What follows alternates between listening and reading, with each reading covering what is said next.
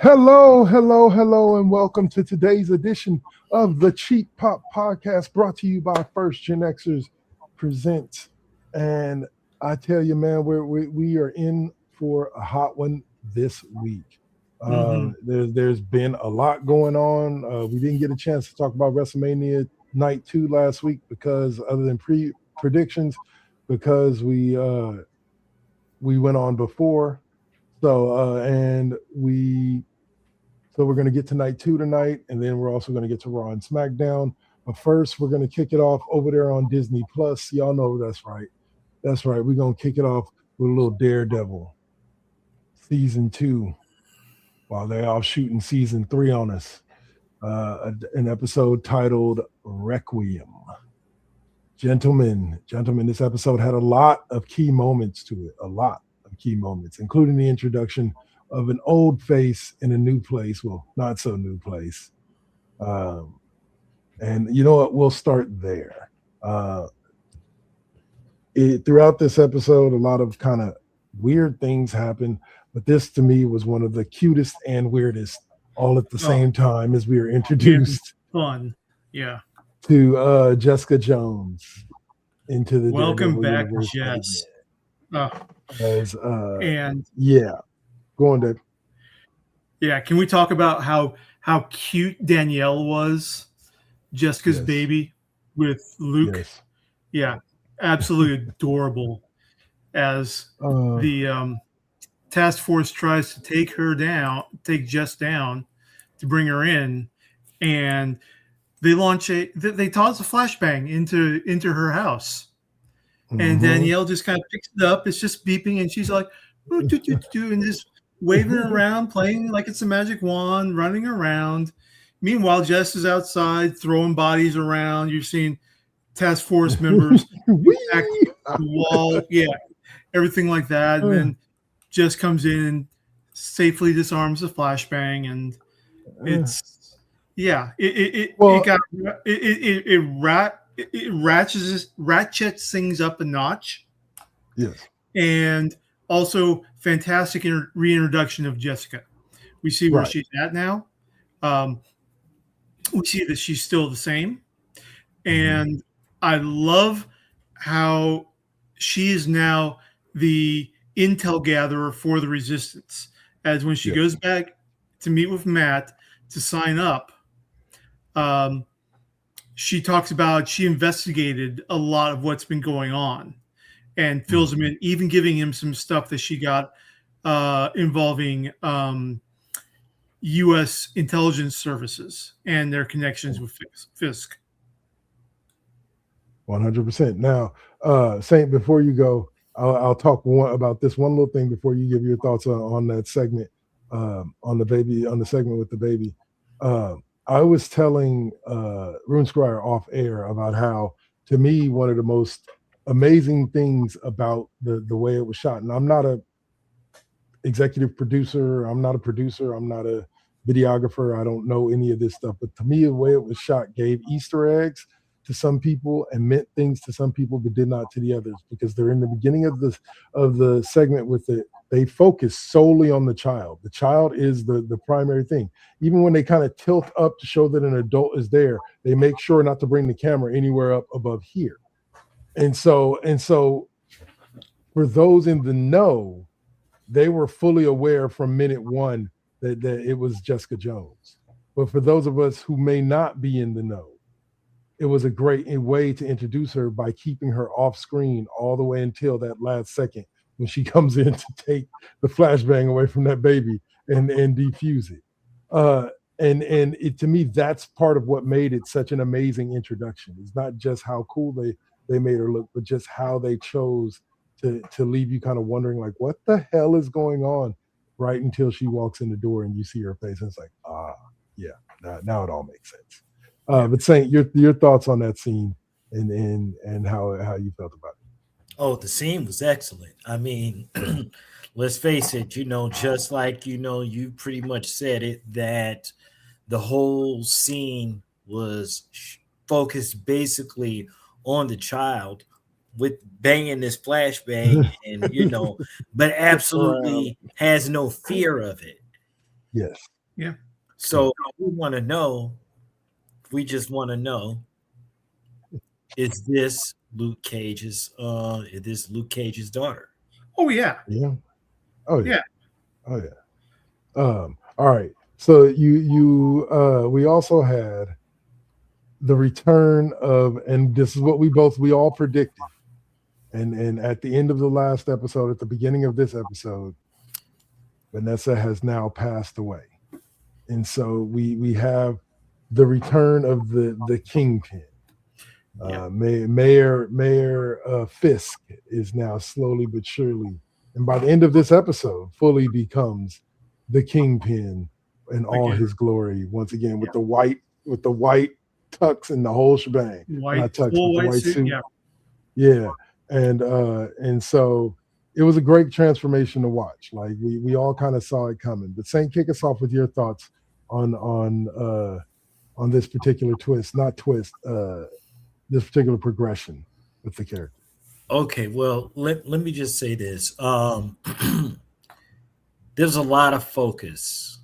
There was just a lot of focus going back and forth, dealing, just him grieving in a sense, and him, coming to terms with it, but not coming to terms with it quite.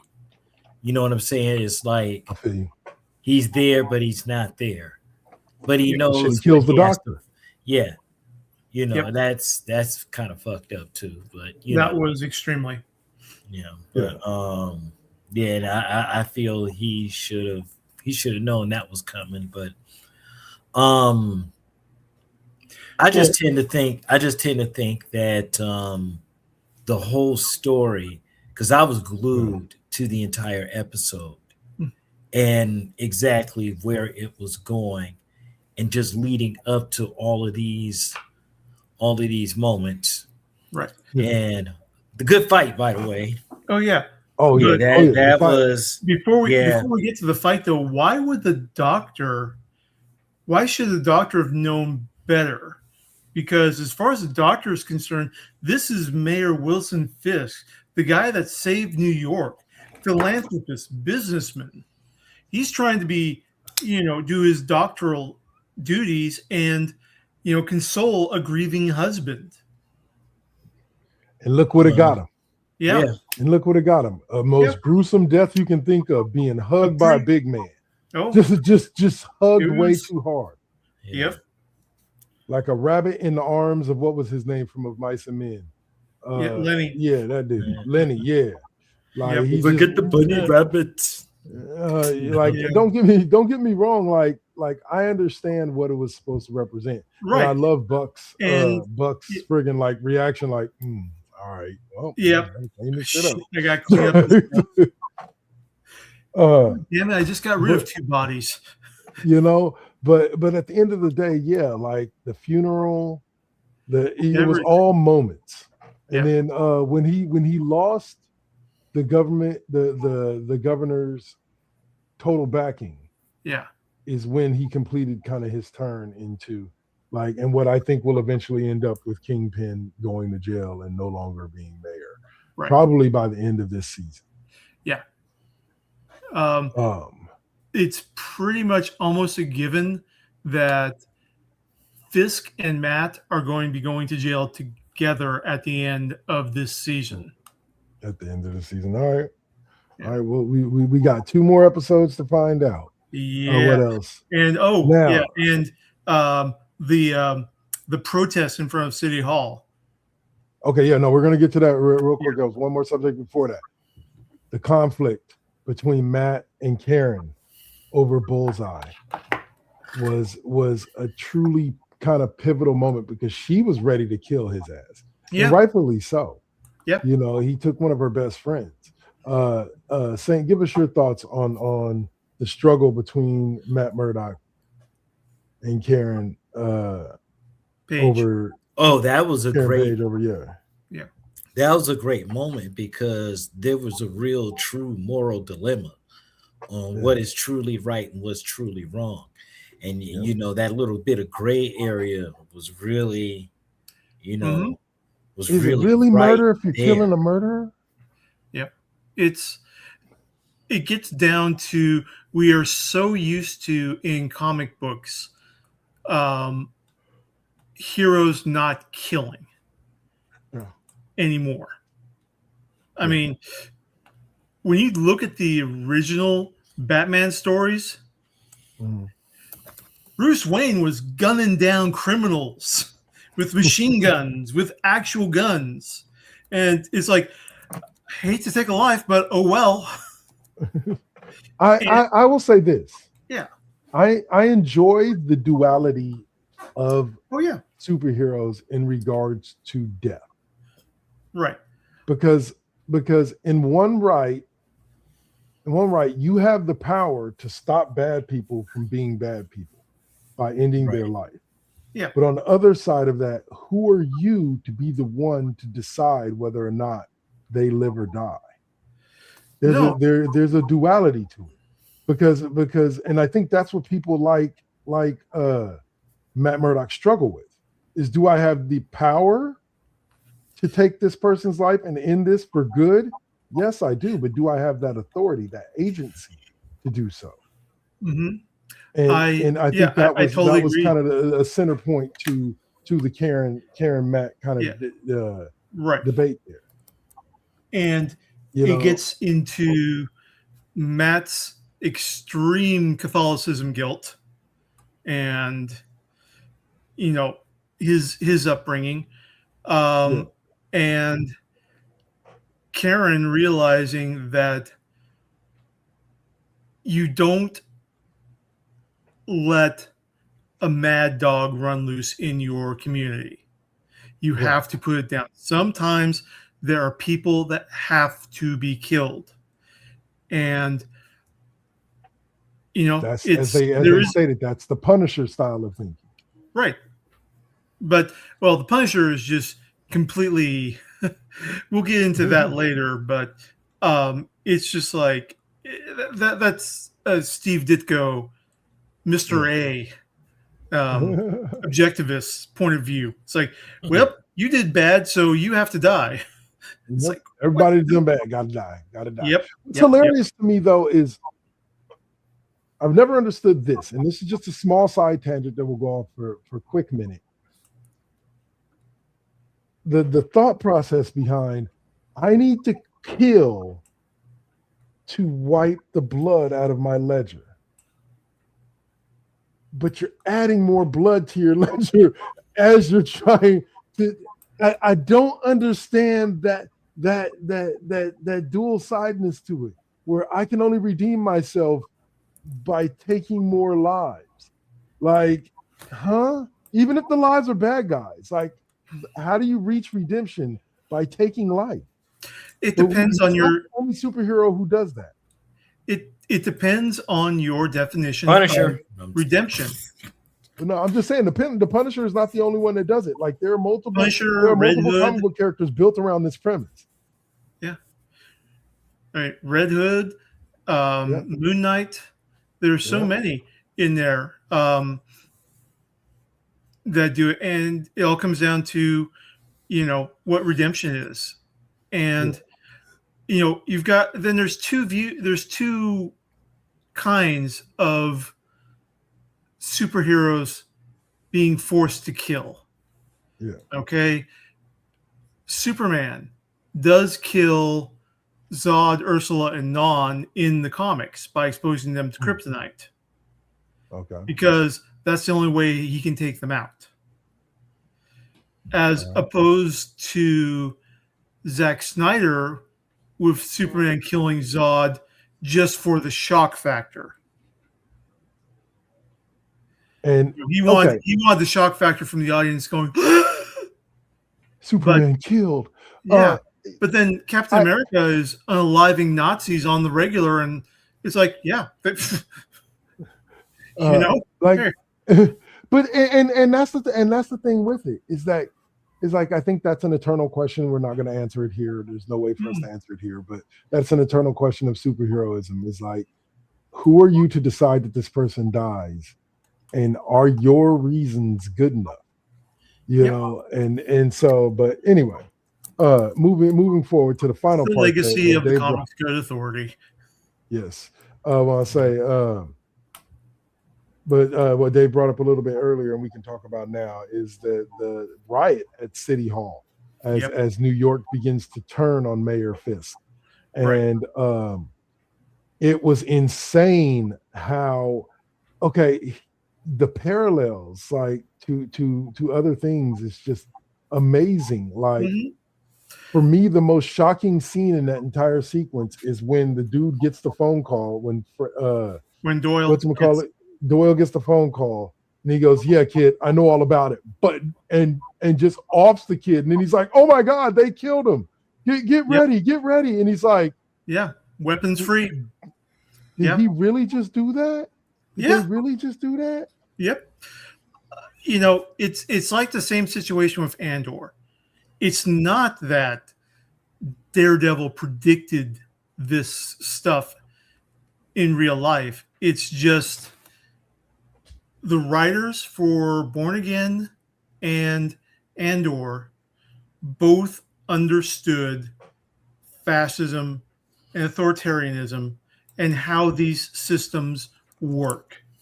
And they just projected those into the lenses of Star Wars universe and the Marvel comic universe.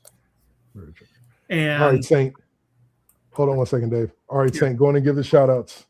We got some people dropping Okay, in. all right, ladies and gentlemen, in the building, we have the one and only Be More Humble representing Baltimore, Maryland. And hey, she's also one of the admins for BGU Squad Up. And then we have the one and only top notch 615 Uncle T in the building representing the great state of Tennessee. What's All going right. on? How y'all doing? What's up? What's up? What's up? Hey, All right. thank you for joining and, us. Yeah. For sure, 100%. I want to say, all right, Dave. Now we saw the build up. We see the build up. He takes the guy's life. Things basically go red. Yeah. And in the middle of all of this, we end up with Karen Getting who is knocked there. down and being held at gunpoint by Doyle. But Right.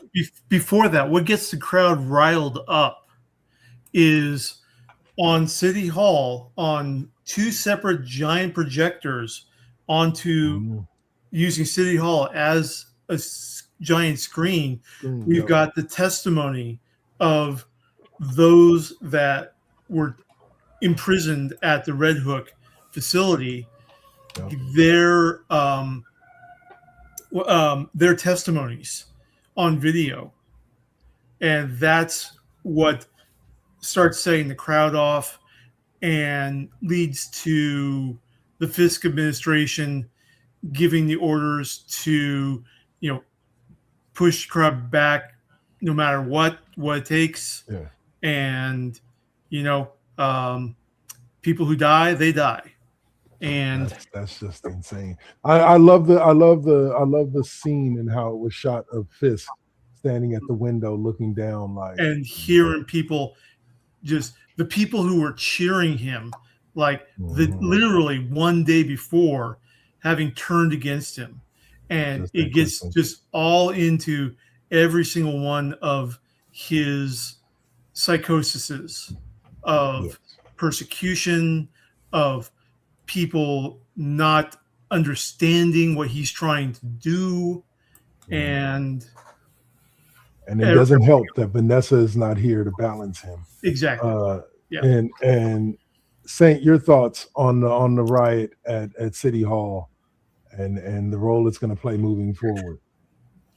Well, we're I will say this. Once we take a look at where this ends and going off into the Punisher one last kill, and I think it may conclude somewhere during the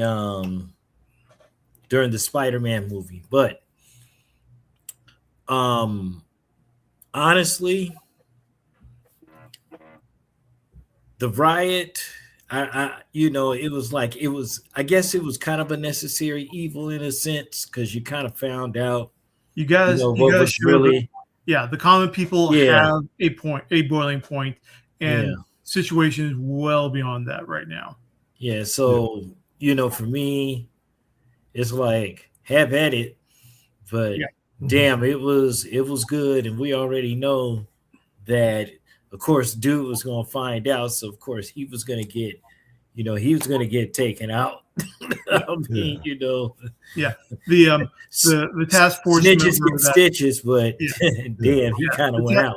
The task force member who gave Matt and Karen his pass card to get into the Red Hook facility, and they pretended that they beat him up and snatched his pass card, and Doyle knew. Doyle knew, and he was just waiting for the moment, and the moment arrived, and so, yep, kid, we need a catalyst. Bam. Here's your nuclear bomb. Yep. They shot him. They killed Kenny. They killed Fritz. They killed Fritz. You fairy bastards. No. If you remember Wizards. He's got the perfect patsy. Yeah. Yeah. Let's string him right along. Oh, he got shot. Let's get him. Yeah. But yeah, so episode 6 ends with Karen trying to help evacuate people, drag those who are wounded, get them out of there, and she gets knocked down, and Doyle comes across her, and Doyle's all like, well, Karen fucking Page. Yep. And he's got a gun on her, and that's where the episode ends. So and immediately when the next episode ends, there should be a bullet. Yep, that's what I'm thinking. I'm thinking, oh, Frank has entered the chat. We will see. I'll see a broken up Bullseye. You drag his ass outside. Or Bullseye. Yeah. Speaking of Bullseye, there's rumors. I don't know if this is just fan wishing or what, but the possibility of Bullseye joining the Thunderbolts. I don't know what the purpose of Thunderbolts is going to be moving forward after Doomsday. There's no second Thunderbolts movie in the works. There's no Thunderbolts show planned. But I believe, but aren't they going to be a part of Avengers Secret Wars and the they are.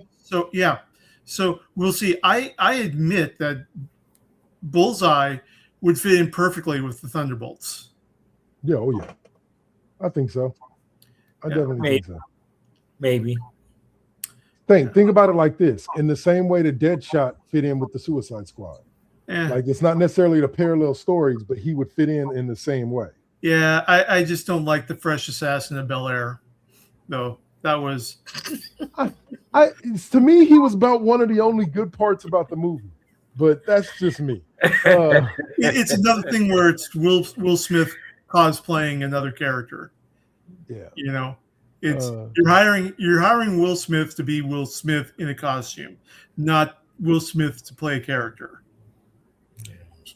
I.e. Independence Day. Yeah, the best Welcome to Earth are just themselves with a little spin, just like the best wrestlers are just themselves. Yeah, but at the same time, we know Will Smith is one hell of an actor, even not just playing himself. Or is he? No, I'm just kidding. Yeah. I mean, look at the difference. Look at Batista. Yeah. He is one hell of an actor. He's been able to build on the fact that he's never really played his own personality. Yeah. He was able to study the craft of acting, and he's been able to just embrace in all sorts of different roles. Well, okay, and I'll close this with this. I completely 100% agree with you. And let me say it like this. I've always said this, and I always will. The really elite wrestlers, as far as character and promo, will almost always make great actors. Yeah. because they already understand part of the process already in becoming another character and having to deliver lines as that character. Now you're just giving them a character on screen instead of a character in ring. Right. Yeah. So that's why people like The Rock, John Cena, the elite ones have gone on, Ric Flair, have gone on to become great, not necessarily thespian actors, but great actors. You know, they could play almost any type of role. So, but I'll close this right there, and we will jump into what I will call trailer day, and you'll see why. Oh, yeah.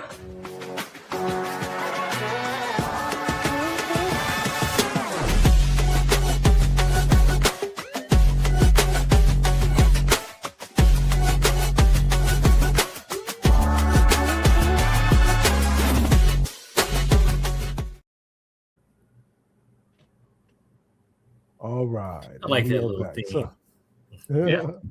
And so the first trailer up is that of, hold on, let me pull it up here. Let me, hold on. Oh, there it is. There you go. And we are going to do like this. Oh, wait a minute. Why is it not? There it is. Okay. Okay. And ta-da! You're saying, what are you saying ta-da about? I'm saying ta-da about that. That's right. Spider-Man Noir trailer. Gotta love it. Nicolas Cage showing us some of the villains he's going to be facing, some of the cool shit his stunt double's going to be doing. Yep. Because you can't tell me damn near 50-year-old Nicolas Cage out there doing that shit. Sandman. Yeah. And no, that's not Electro. Oh, yeah. No, that's Tombstone. That's Tombstone. Yeah. And that is not Electro. That's Megawatt. But wasn't that a Darkwing Duck character? That was Megavolt. I was thinking the same thing. But no, apparently there is a Marvel Spider-Man character named Megawatt because Spider-Man didn't already have a legacy electrical villain. Yeah. All right. We're also going to have, I don't know who's playing her, but we are going to have Black Cat, who in Spider-Man Noir is a nightclub singer. So, yeah, Felicia Hardy in one of those just poured into a cocktail dress. Right. Putting out yeah. I don't know. I'm looking forward to this one because it's definitely going to be on a whole different premise because, you know, I love the Spider-Man Noir. Especially when it came to the games. So, you know, this isn't Peter Parker. This one is Ben Reilly. Right. Which I think that's actually going to be Peter Parker, but he's using the name Ben Reilly to hide from people who are hunting for Peter Parker. No, from my understanding, this was supposed to be just Ben Reilly. We'll see. Because you know they have certain licenses and stuff like that, so you got to remember that is another thing that. Yeah, but it's still Sony doing the production. Otherwise, this would have been an MCU production. Fair enough, possibility. Fair enough, but nevertheless, I'm loving all of the villains. But my real, like, I don't have an issue with any of the villains. Sandman, yeah, you have you definitely have Tombstone. Yeah, and then you have Megawatt. But to me, the main sense of it all to me is Silvermane because that's some bitch, man. Yep. Listen, especially when he ended up getting the entire robot body and heart and all that other kind of stuff because he was old as fuck. Well, in the comics, yeah. No, like, dude, he is no, seriously, like he literally has done an entire robot body. Yeah. Oh well, we already know they didn't have that kind of technology in the 40s. Well, possibly mad scientist types, but definitely worth And it. He was a gangster and a smart one. yeah, A and also very smart one. it helps, because when you're talking about Marvel, when you say the word gangster, automatically you think Kingpin, and there's so many other mob leaders that impact the Marvel universe. So I'm glad that they're using Silvermane instead of a pulp noir version of Wilson Fisk. Wilson Fisk. Oh, Yeah, Yeah. but I think that that's they a good kind of. question.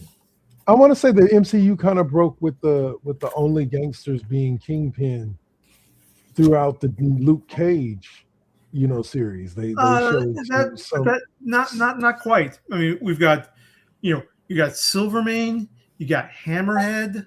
Well, I'm not saying like they introduced. Yeah, I'm just saying like they kind of showed that the gangster kind of lifestyle or gangs in that New York area aren't all necessarily right. working with Fisk or Right. under Fisk. They just haven't Man. gotten into the Magia at all in the MCU, which they really need to do. Yeah, because it is such a wealth of characters in there. Great villain characters. Unfortunately, now that we have lost Tony Stark, we don't really have a need for Madame Mask. So, right. Yeah, damn it. Who knows? Another universe. All right. Yeah. So we are all excited to see that. Can't wait to see it drop on Prime. Let's see. Next up is going to be, I told you this is trailer day. So next up is going to be yeah, DC's. This is one I figured Saint would be excited for. Clayface. Yeah, this is gonna be this is definitely gonna be an origin story, but we already know that Batman probably won't be in it, of course, but and that's not what I'm expecting. It's kind of like the same thing with Gotham, an origin story, but with no Batman, just just to see how things are, gonna go. But well, it's going to be body horror in the new Gun DC universe. Yeah, and they're using practical effects on there too, which I am absolutely ecstatic about. All right. Yeah, I'm all set for that. I continually say the only way that this would have been better is if they got David Cronenberg to direct. You do body horror film, get the master of body horror to direct it. I can see what you're saying. I mean, dude's 84, but he still would have just absolutely knocked it out of the park. Saint, all right, what about this movie has you excited to go see it? Just the whole DC mythos, and for me, it's an interesting start to anyone that's really connected to the Batman mythos. So we get to finally see Gotham City, as a focus, before introducing Batman, and that's a good thing. Right. Well, I think like you said, I think that was kind of like one of the plus things about the original show Gotham as well. Is I like the fact that we didn't see Batman until we didn't even see him, Bruce Wayne, even come close to acting like Batman until the fifth and final season. And so. And I still did they ever do that? I'm pretty sure they did. What app can I watch it on? The Pennyworth series. HBO, I think still. Yeah. HBO? All right, I'm gonna have to check that out. I've been wanting to check that out because Pennyworth Pennyworth was great. I've always wanted to see that side of Alfred. Like I know that he's got a badass side to him, or else he wouldn't have been able to hang with Batman for all them years. And so yeah, I want to see that. I want to see that shit. But anyway, yeah, I'm not even necessarily a big DC fan, but I'm always open to being introduced to new characters and new people, and this looks like it's going to be a good story told. Yeah, and it looks like they're going to continue with Clayface being the tragic villain, Right. that they did with Batman the Animated Series. Before then, there's been multiple Clayfaces. The first Clayface was just like a Bela Lugosi XP that went mad when he heard that his greatest film was going to be remade, and so he went a little mad, called himself Clayface, which was the name of the villain character in his film, and he was killing the members of the production crew and to prevent the remake from happening. Wow. So, yeah, that was Clayface 1, Basil Carlo. That's insane. Yeah. And Matt Hagen in the comics never had the tragic story. I mean, Matt Hagen was a adventurer who fell into some, weird goo that changed him. That was a classic trope in comic books that has been used yeah. so many times over. It's not even funny. They fell into the mystery goo, and it gave them powers. Exactly. Yeah. Everything Metamorpho, like that. fucking Elastigirl. Yeah. So yeah, but so the secret mist. Yeah, I'm all in for Clayface. It's going to be interesting because to see if there's going to be any difference between what Matt Reeves did with the Batman and what he's planning to do with the next Batman film, and what James Gunn is wanting the Batverse to be. Okay. Yes. And of course, best Clayface comes from Harley Quinn. From the Harley Quinn show? Oh, yes. Oh, man. Yes. Hi, I'm an actor. All right. Alan Tudyk is going full on ham. We'll end that part of the segment on that right there, and we will go forward and into another trailer. This time for. That's right. Yeah. Acme versus Coyote versus Acme. Can't wait. Look at that. Beautiful. Look at that. Yep. Like that animation looks so beautiful. Boom. The Acme Corporation. Yeah. Oh, man. And John Cena plays the villain. Yes. Love it. The corporate shark for Acme. Acme sucks. Oh, my God. I can't wait to go see that. And they canned it originally, Yep. And I love that they turned this into a subversive tell-all that the Acme Corporation doesn't want you to see, which is why Warner Brothers canned it. That's dope. Oh, and Foghorn Leghorn.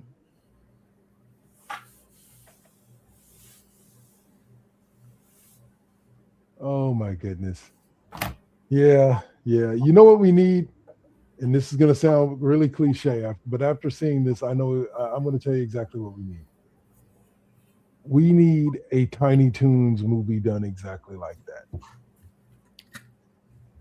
Period. I'd rather.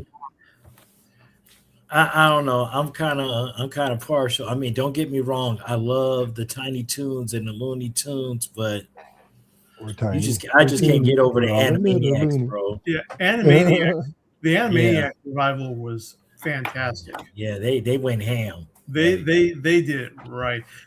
Just the Pinky and the Brain segment where Brain goes to the world dictator conference and just completely just drops bombs on all the big names. It's like, Putin. I don't know which is shrinking faster, your hairline or your global influence. Wow. I mean, Yeah. just straight out savage.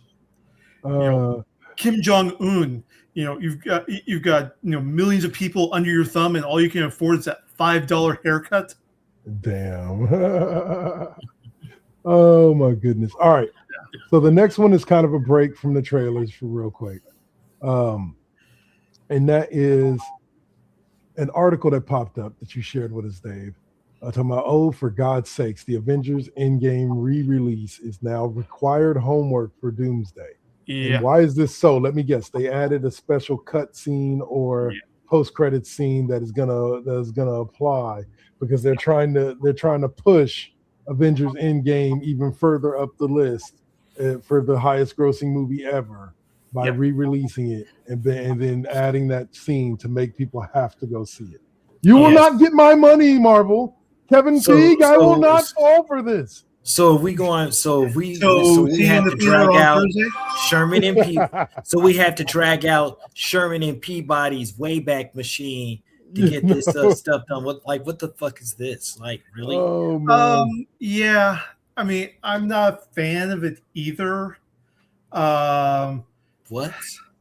I will go see it under protest. But he said under protest. Extreme protest. I have an extremely worded letter I'm sending to Disney over this. Yeah, I'm tied to seven sticks of dynamite with 2 inches and a fuse. Get the fuck out of here, really. Yeah, it's look. We don't know what it's going to be, and I will always laugh at this because at the end of the day, this is just not to get political or anything like that, but this is just capitalism being capitalism and businesses being businesses. Yeah. Mm-hmm. You gotta squeeze the tit until every bit of milk comes out. Yeah. Because that's what's up. This is the MCU version of the Star Wars special editions. Right. And that's really what it's boiling down to. It's just like, it's not a matter of the MCU isn't popular anymore, because it is still popular. Yeah. It's just, it has dropped off from the level that it was at the point in which Endgame first released. Because of what this exactly in there. Nobody, if you're not a comic nerd like we are, if you're just Joe Q public, you don't want to have to watch 5 limited series on a streaming channel just to keep up and know what's happening in the next movies. They can solve all of that with simple recaps. Yeah. If you missed it, this is kind of what led us here. A couple of cutscenes, couple of flash scenes, then you start the movie or you start the new show. Like, they can make it. And for the most part, the original Marvel thing, I would say in the original 10-year run, you didn't have to watch every single movie in order to keep. There were key movies that you could watch throughout the thing to keep up with what was the Infinity Saga. You didn't have to watch every movie. Right. Now I agree with you. But it helped. Since Endgame, but it helped. But it did help. But since Endgame, you're right. They try to make it more important for you to have watched this, that, and this to pick up the little Easter eggs and the points to lead to what was eventually their Endgame. And that's just translating the current comic book publishing mentality to the big screen, where both DC and Marvel do this all the time, where they have these huge events that interconnect all different titles in there that you have to buy every single title, even the ones you don't want, in order to keep up and get the full storyline.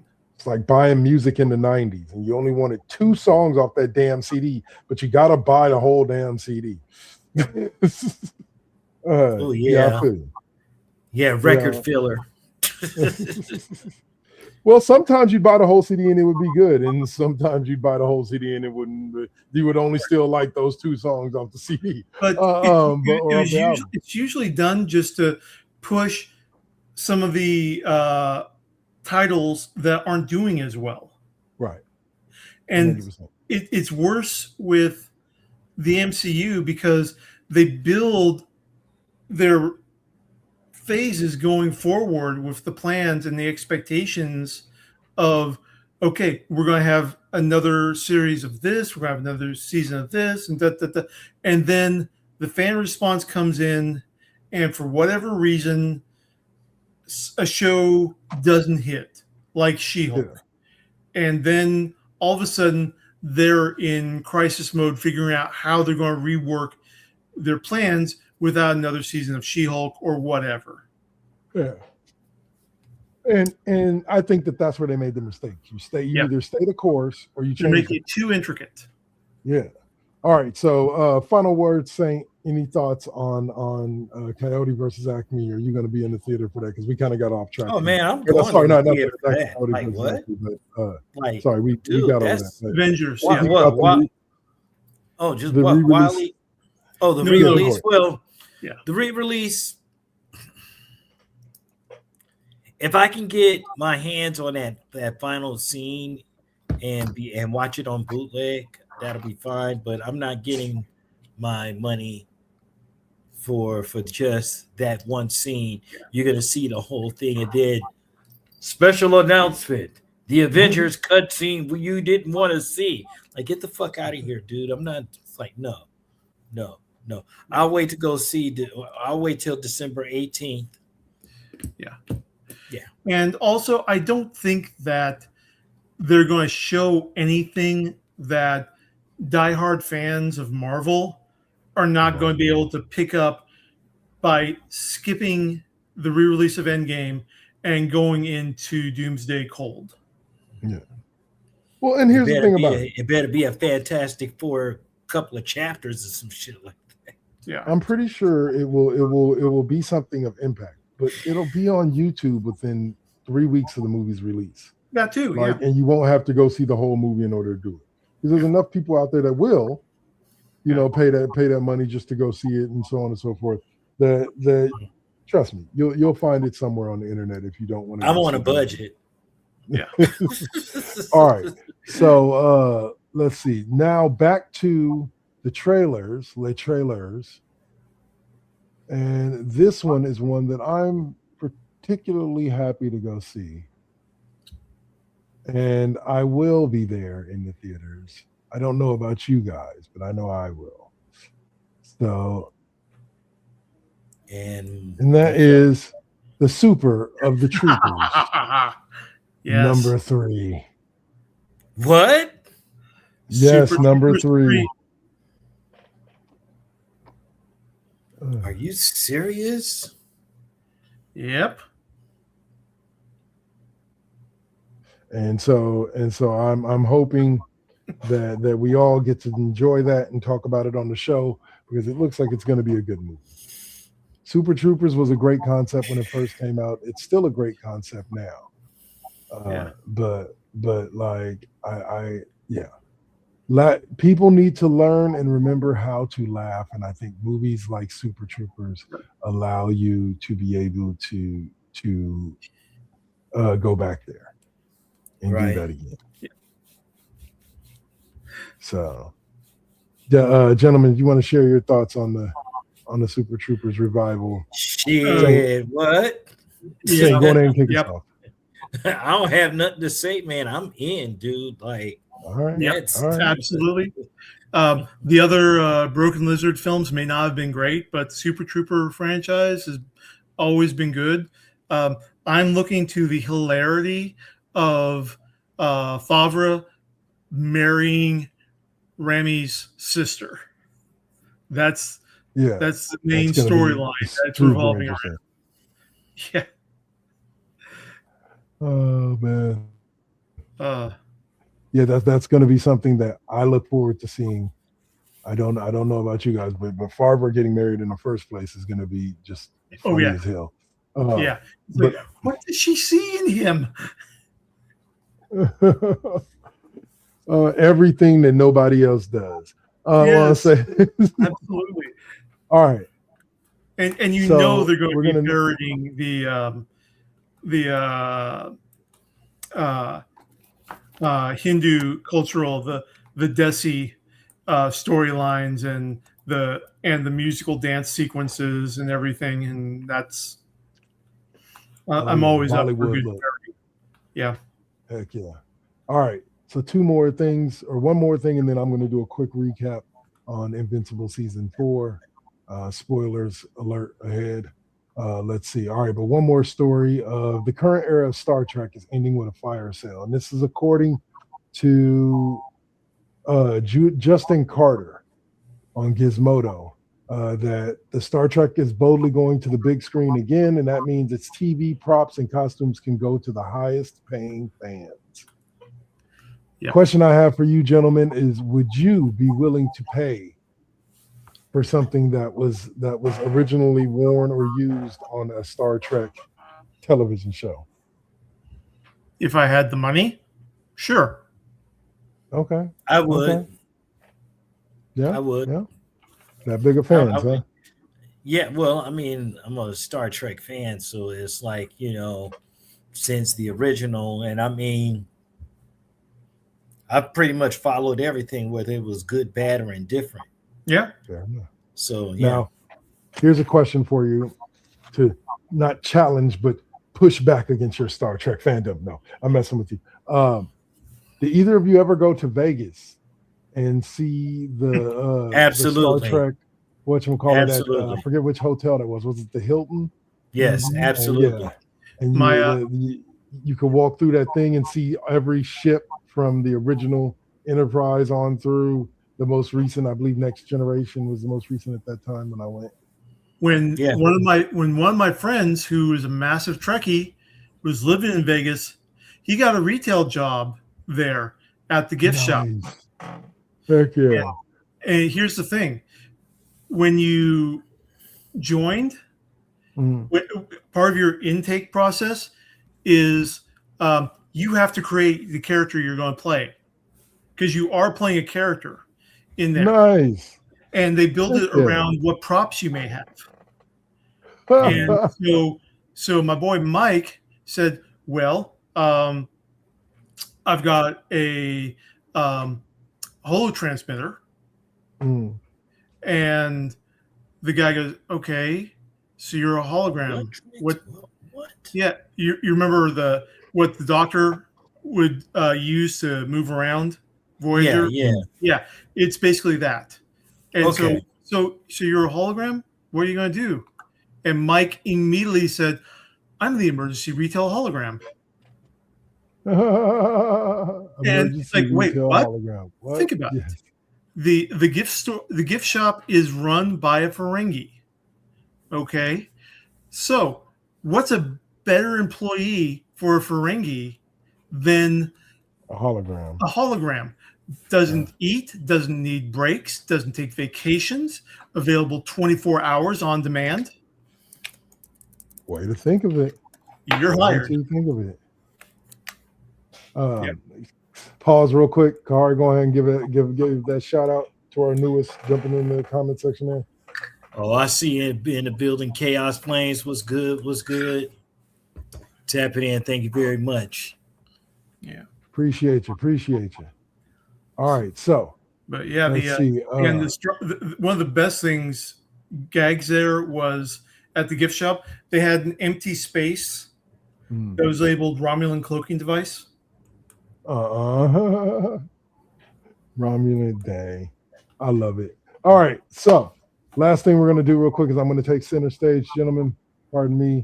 But for those of you who have not seen it, I'm going to give you a quick recap, not necessarily point by point. I'm not going to go give too many spoilers, but let me just tell you this. If you have not watched season 4 of Invincible, please do. The newest season is amazing, from the war, the actual war with the Viltrumites, which lasts a couple of episodes, to the people that they recruit with them, that Alan and Nolan recruit with them to go take the fight to the Viltrumites. It's amazing. Everything through all of that is utterly amazing. So please, I would beg of you, if you are a fan of Invincible, if you have not checked out season 4, get over to Amazon Prime, check it out. It is worth the watch.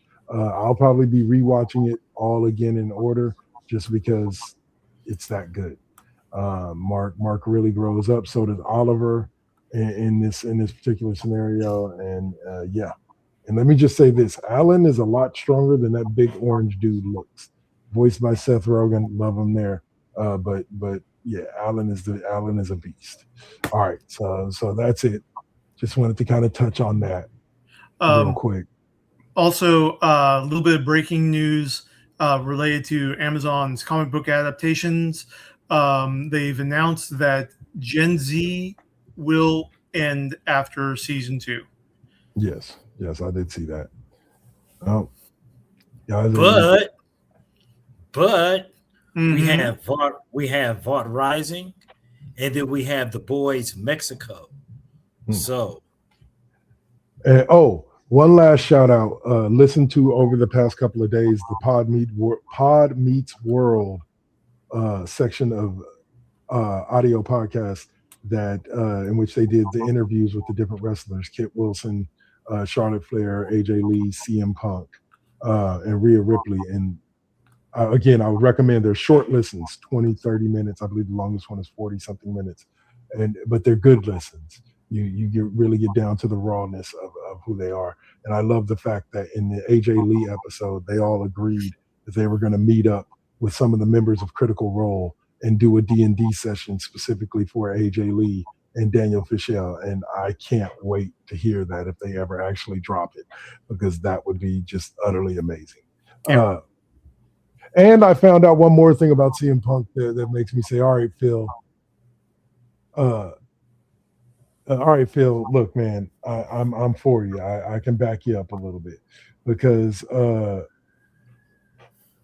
Phil Brooks, Mr. CM Punk, pardon me for calling you by your government name, Mr. CM Punk. That's bad business, dude. Yeah, I know. Is a huge fan of Magic the Gathering. And that was like, wow, okay. Right on, dude. Right on. Damn, we all know my cards.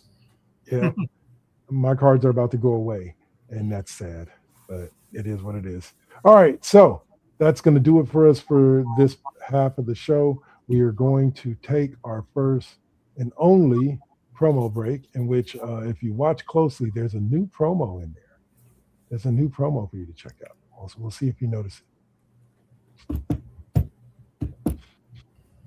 This is the Cheap Pop Podcast, brought to you by First GenXers Presents, and you are watching either on Twitch or on YouTube, one of our 2 YouTube stations. Wherever you're watching from, we thank you, and we'll be back right after the break. Deuces.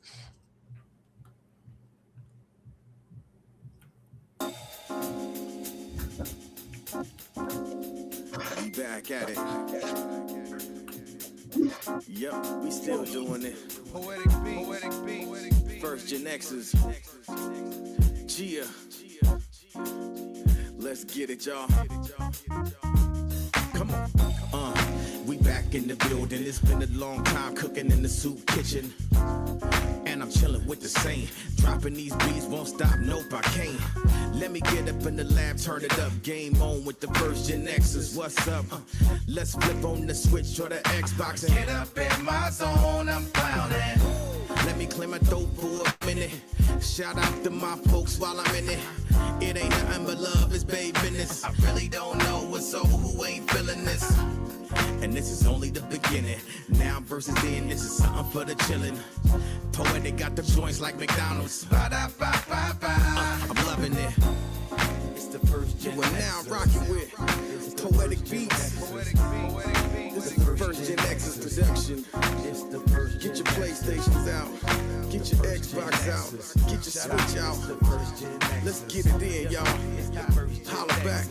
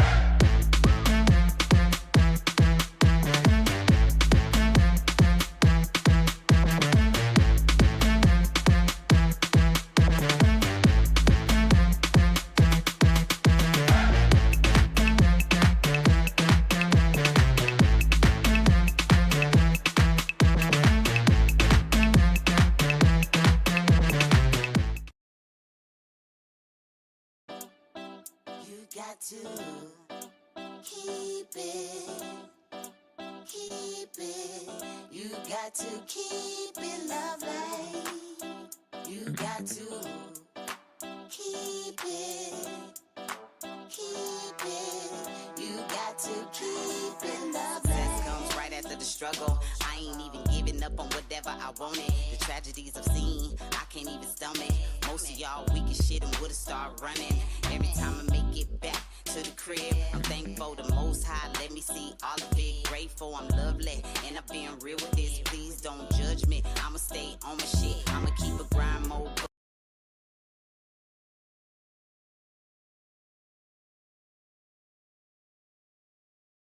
Adams family like dynamic between Pugsley and Wednesday. Like, very true. Yeah. Well, I always temper this because I think I did not like the proceeding with caution tagline. I've also seen what Chase Center looks like when the Valkyries are fucking playing, so fuck all of you. Because Chase Center is packed no matter what's going on.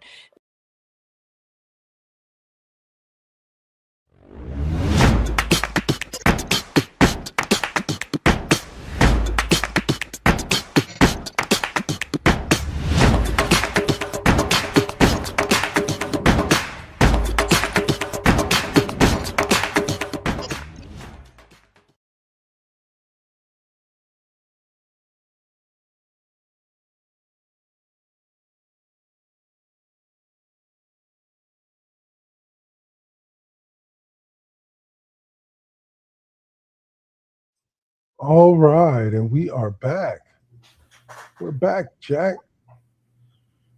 Ready Yeah, to... I want to unmute the Saint. No, not yet. No.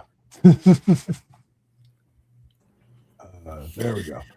A little bit of refreshment. Oh, I didn't mute him. He muted himself. Record time, buddy. Record time. I give you record time. All right. All right. So now that brings us straight up into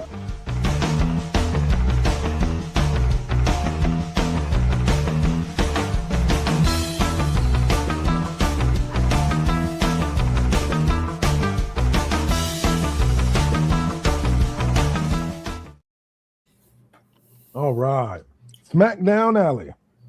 We talk about wrestling. WWE style, unfortunately, due to lack of content, being that I don't watch it, we don't talk AEW here. I'm sorry for those of you AEW fans. Nothing against it. We just don't talk it here. All right.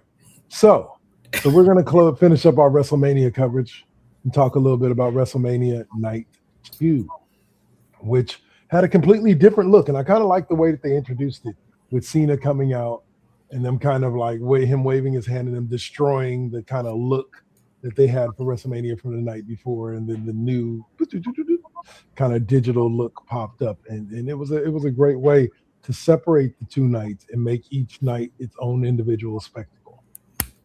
Right. You know what I'm saying? Because I think what they're going for is they can justify charging as much as they do if each individual night is its own event. Yeah. And either you're willing to pay to go to both events or you only go to one and not the other, but each one is a unique experience. Me personally, I'd pay for one night, maybe whichever night is the night that has the card I want to see most, and then the other night I just watch at home or in my hotel room. Just that simple. But all right, so WrestleMania Night 2, gentlemen, we opened up with the match that everybody had been waiting for, but nobody saw coming, and that was the match between Oba Femi and Brock Lesnar.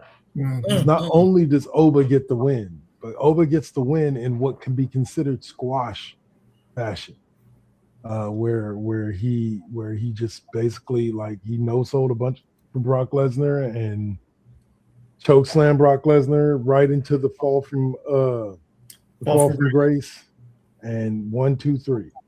So, gentlemen, your thoughts on the next big thing that is Oba Femi and his win over Brock Lesnar, and then we'll after you guys give your thoughts on the match, we'll talk about what happened after the match.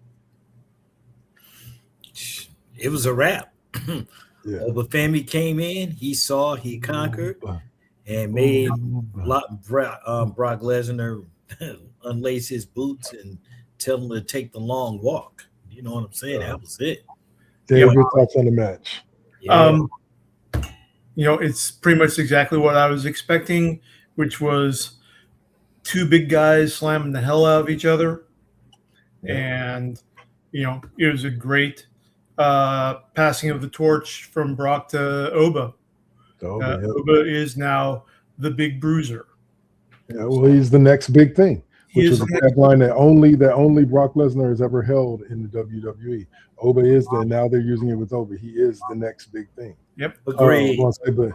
But now we can kind of dive into after the match, in which Lesnar shocked, I want to say, the world. I want to say that even Paul Heyman, I don't think anyone saw him.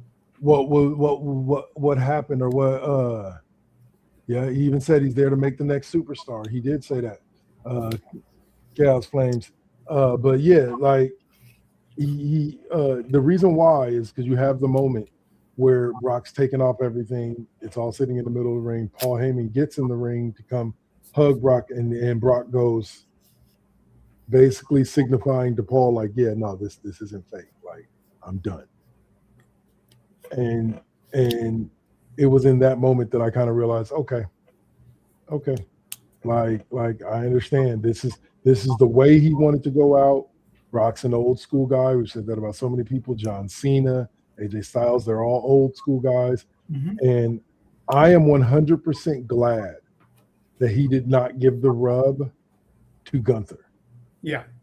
Everybody thought it was going to be Gunther. Gunther's going to retire Brock Lesnar at SummerSlam. Gunther. Nope. Looks like it was Oba Femi that retired him. Which is don't get me wrong, is a good starting plot point from for a Gunther versus Oba Femi, battle. Yeah. I'm the one that retired the Beast. You retired John Cena and AJ Styles. Yeah. I'm the one that retired basically the toughest sports combat athlete to ever exist. Well, I wouldn't say. Yeah, that would have been a great notch on his belt, but I'm good. Yeah. Somebody else. I was over Gunther being the career killer once AJ Styles happened, and it's like, no, yeah, bro, dude, no, that it's just, damn, bro. Yeah, Gunther, I just don't like him. Like, damn, man, that was pretty cold and direct. It's not that I don't like him. Yeah. It's just Chaos Flames said Gunther. I just don't like him. Like, it's like, what the fuck, bro? I just don't like him being the go-to retirement beast in there, because we're going to have Gunther retire Rey Mysterio. We're going to have Gunther retire Randy Orton. I'll say it like this. Nah, I think they will retire. He ain't gonna retire Randy Orton. Nah, I think that Gunther is going to retire those who want to be retired by Gunther. Because I think people like Rey Mysterio has publicly said he wants to be retired by Dominic. Like, that's the match that he wants to be his last match when he does retire. I'm pretty sure that from everything that I've heard from or read from the dirt sheets, Brock Lesnar wanted to put over Oba Femi. Yeah, Gunther versus Randy would be a hell of a dope match. But Brock wanted to put over Oba on his way out the door, and so they gave him that feud, and it worked. He was already a star, and this just shot him into a stratosphere. Yeah, Oba was already over, and that just, like you said, it just shot him up more. So, and especially to beat Brock Lesnar in a fashion that nobody, I think only 3 opponents in the history of the WWE have ever beaten Brock Lesnar in a squash match. In a basically 5 minutes or less, very little offense by Brock. I think the Big Show did at one point when they were really trying to get over the Big Show. He beat up Brock pretty quick, but not like that. Oba is that dude. He's a made man at this point. All he has to do is ride the wave and keep doing what he's doing. Absolutely, but it was absolutely fantastic. And you want to know something? And this is no slight at Apollo Crews. Oba is what they wanted Apollo Crews to be. Like Ova is that dude, and unfortunately Apollo Crews was not. But anyway, so well, I'll say, but yeah, so let's see what was the next match after that. We saw Penta successfully retain his IC title in what was a hell of a match. And again, here we are again, and Javon Evans is shining like a goddamn diamond in a match. Like Dave, give us your thoughts on the 6-man tag or 6-man ladder match. OG cutter from the top. That was beautiful. That was amazing, and also dropping Rusev from the top of the ladder like that. Yeah. Which we'll get into. That was like that was that match. Now's the time. Like for those of you who don't know,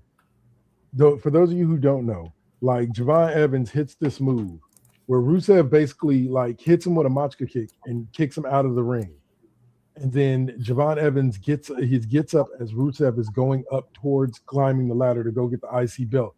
And Javon Evans hits him with an OG cutter from the top rope, jumping basically halfway across the ring and catching Rusev and cradling him down when into the Rusev cutter. is at the near the top of the ladder to get near the the top of the rope, or near the top of the ladder. Yeah, like it was an amazing move. It wasn't as clean as the one with Rayo or with the El Grande Americano guy. One of the Americanos.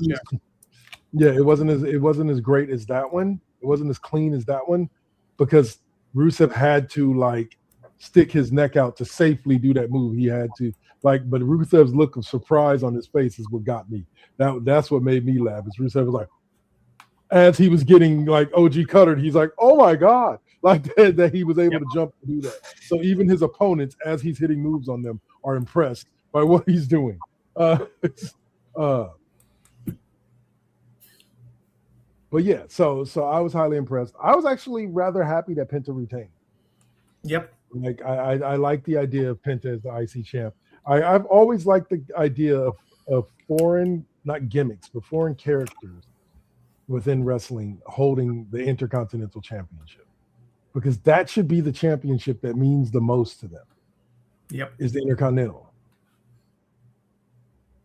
Hey, what's up, Studio 4 AM? Thanks for tapping in. Hey. Yeah, Javon's definitely got a whole bunch of talent. And it's just all a matter, of how they push him. And same thing with Oba Femi. And I think we will see that probably at SummerSlam. I think we'll see a build over SummerSlam because I think Roman he said he's only going to be here through the summer. So odds are Roman will be gone after SummerSlam for a little bit. You'll probably see Roman drop the World Heavyweight Championship to Oba at WrestleMania. You think so? Yeah. Where? Or not WrestleMania, but at SummerSlam. Sorry, okay. At SummerSlam. Yeah. Before Roman goes, I see him dropping the belt to Oba. I don't know why, either Oba or Gunther, because those are your two that are lined up to be the next World Heavyweight Champion. It's either going to be Oba or it's going to be Gunther. And you got to throw Seth Rollins in the mix there. They got a lot of good people, but right now I think it's going to be Oba that ultimately ends up with it after SummerSlam. Okay, I can see that. So, but yeah. So let's see what was the next match after Penta retained. That was an amazing match. You had the match between the Demon Finn Balor and Dominic Mysterio, a match in which Finn Balor won, and I was actually quite happy that he won it. I like seeing him bring back the Demon character. Yeah, trying to make his way home. Yeah, and we'll get into this a little bit, but shout out to WWE SmackDown before we continue on with this. I have not heard the name of my hometown, East Palo Alto, said on TV as much as I did in that night, and it makes me proud every time I hear it. But anyway, we'll get to that. But Finn Balor and Dom Mysterio was a great match. It was no DQ, and the Demon did demon things to Dominic Mysterio and got the 1, 2, 3. Gentlemen, your thoughts on the Demon character as well as the results of this match. Dave, Saint, kick us off. Listen, anytime the demon shows up and chaos ensues, and I did like the paint this time. It was actually kind of crazy, but it was still a great match. And Finn Balor has always been very successful when when he chooses his, I guess he kind of chooses his matches in that sense. And that had been kind of building up for a little while between him and Dominic. So yeah, I'm always good for a good beat up. Yeah. Or a good beat down. Especially when it's Dom. Especially when it's Dom. 100%. That's fucked up, y'all. And then if there's two people who deserve beatdowns in WWE, it's Dom Mysterio and Logan Paul. That means they're doing their jobs. Like, all right. So the next match after Finn Balor slayed that demon known as Dominic Mysterio, we saw Trick Willie get silly at WrestleMania Night 2 and win himself a U.S. title. And I tell you, he got silly because if you have not seen it, Trent Williams, I'm thinking of 49ers. Trick Williams is had a jacket that stretched all the way back up the ramp. The 40-foot ramp all the way down to the ring. Yeah. That trick. That trick. You know what? Let me just say that the whole performance was really great. We're all sick of No, dude. Listen. I would rather deal with Logan Paul than to deal with fucking little Yachty, man. I can't stand that little bastard, bro. I can't stand him. He's around for a while if you watch. He says so many disrespectful things about about hip hop, man, and his knowledge of hip hop. It's like, man, somebody should go ahead and put this motherfucker down and put him to sleep. That's how I feel about that rat, and tagging rat ass bastard, man. But what did you think of the match between Sami Zayn and Trick Williams? Oh, it was great. It was good. I'm just glad that Lil Yachty got hurt. You know what I'm saying? That was cool. But no, seriously though, Trick Williams, he's doing his thing, and I would really love for him to continue to hang on to that title. Yeah. For a little bit, because I want to see him, and I'll be honest with you, I'm looking forward to a feud between him and Carmelo Hayes. Yeah, I'm looking forward to that because I don't think that's going to be over. As a matter of fact, I think that'll probably be headed towards SummerSlam. Yeah, 100%. Or a clash in Paris, whoever you never know. Never know. All right, and Dave, what are your thoughts on the Trick Williams and Sami Zayn match before we move on to our final two matches of the night?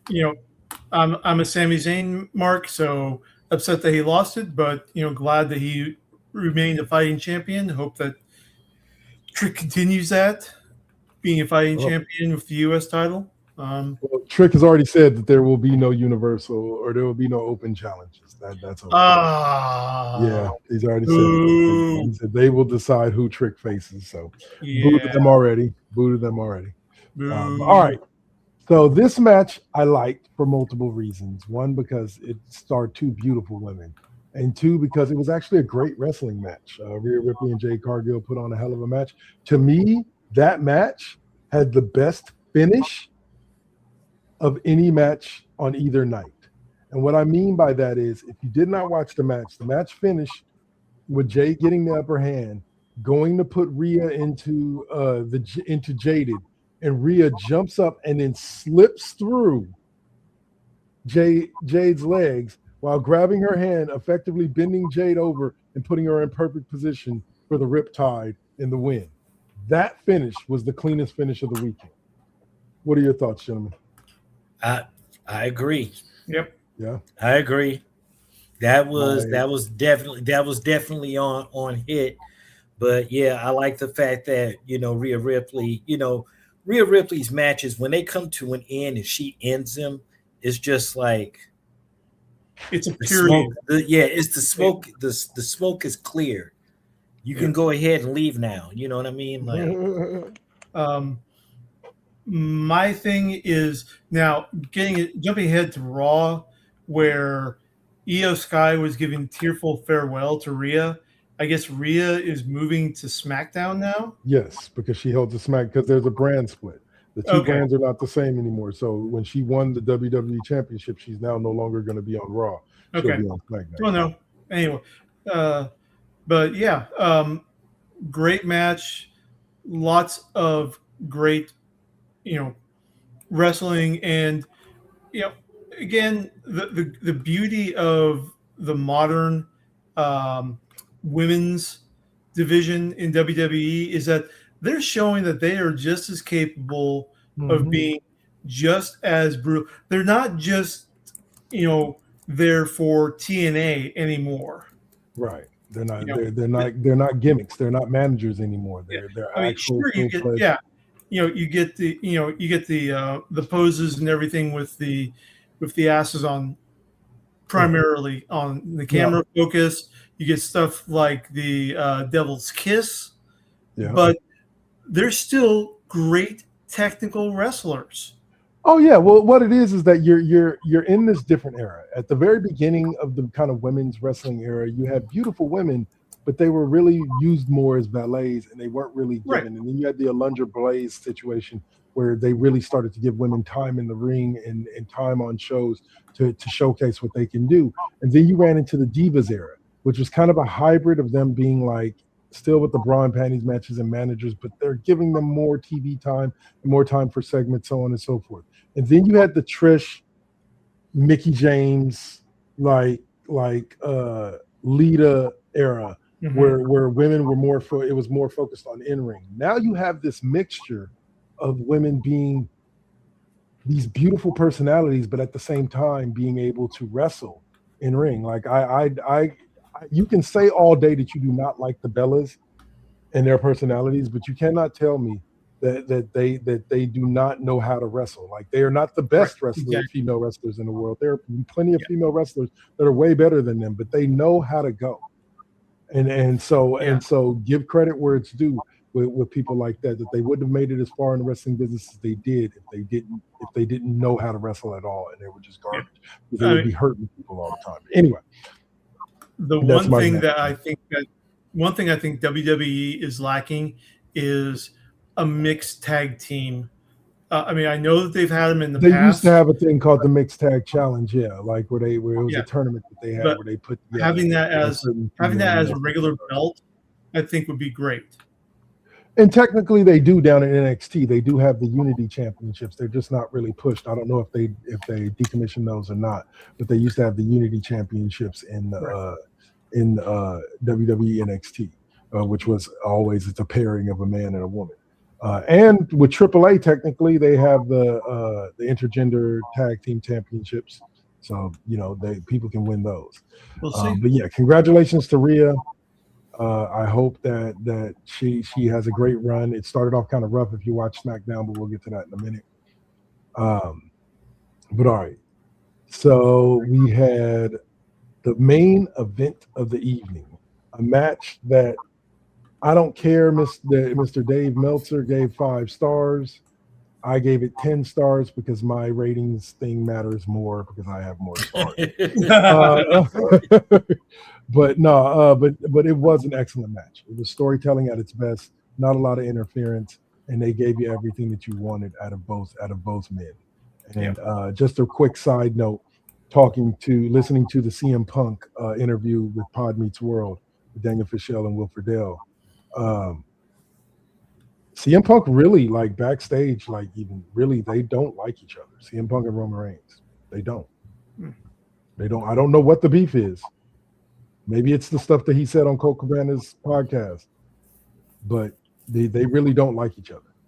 But evidently they respect each other because they gave us one hell of a match at WrestleMania. Gentleman Dave, go ahead and kick us off with your thoughts about the main event of WrestleMania Night 2. You know, fantastic. You know, showcase both guys. You know, Roman trying to do the go to sleep on Punk.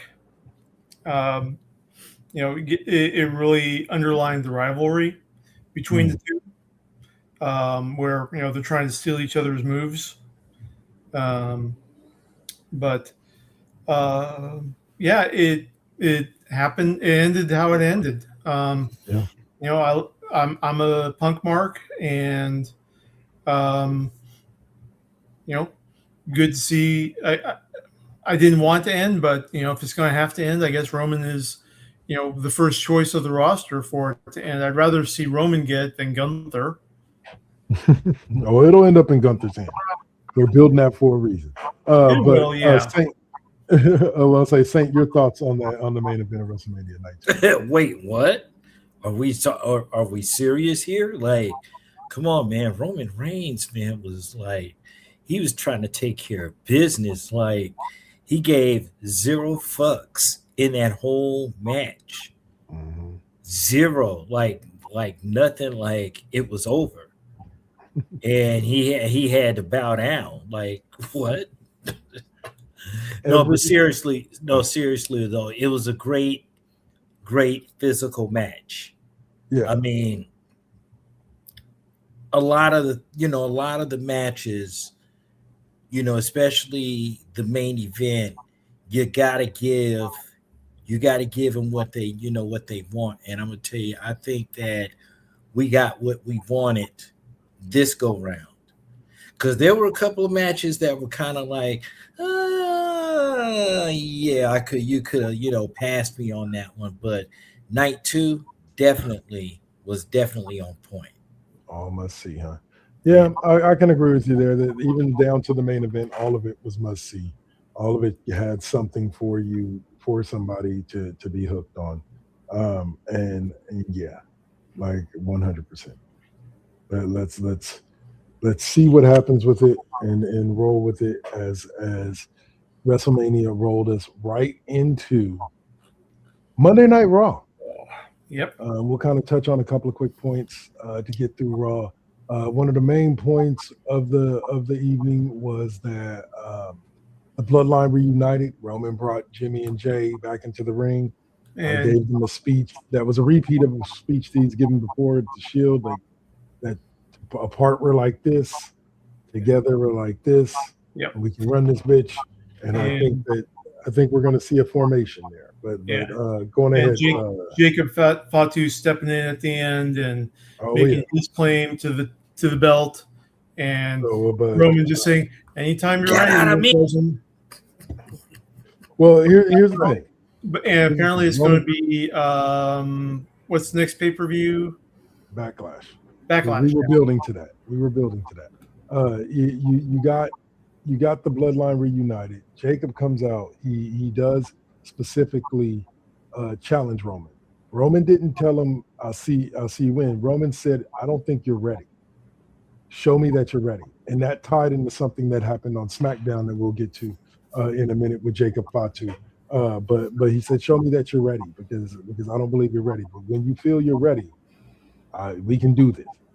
And so we'll see what happens with it. But I give Jacob props for stepping to the tribal chief and coming for it. You know, somebody's got to step up. He ain't no punk. Not to me. Anyway, what I'll say. We had 2 big debuts from NXT in Ethan Page and Sol Ruka.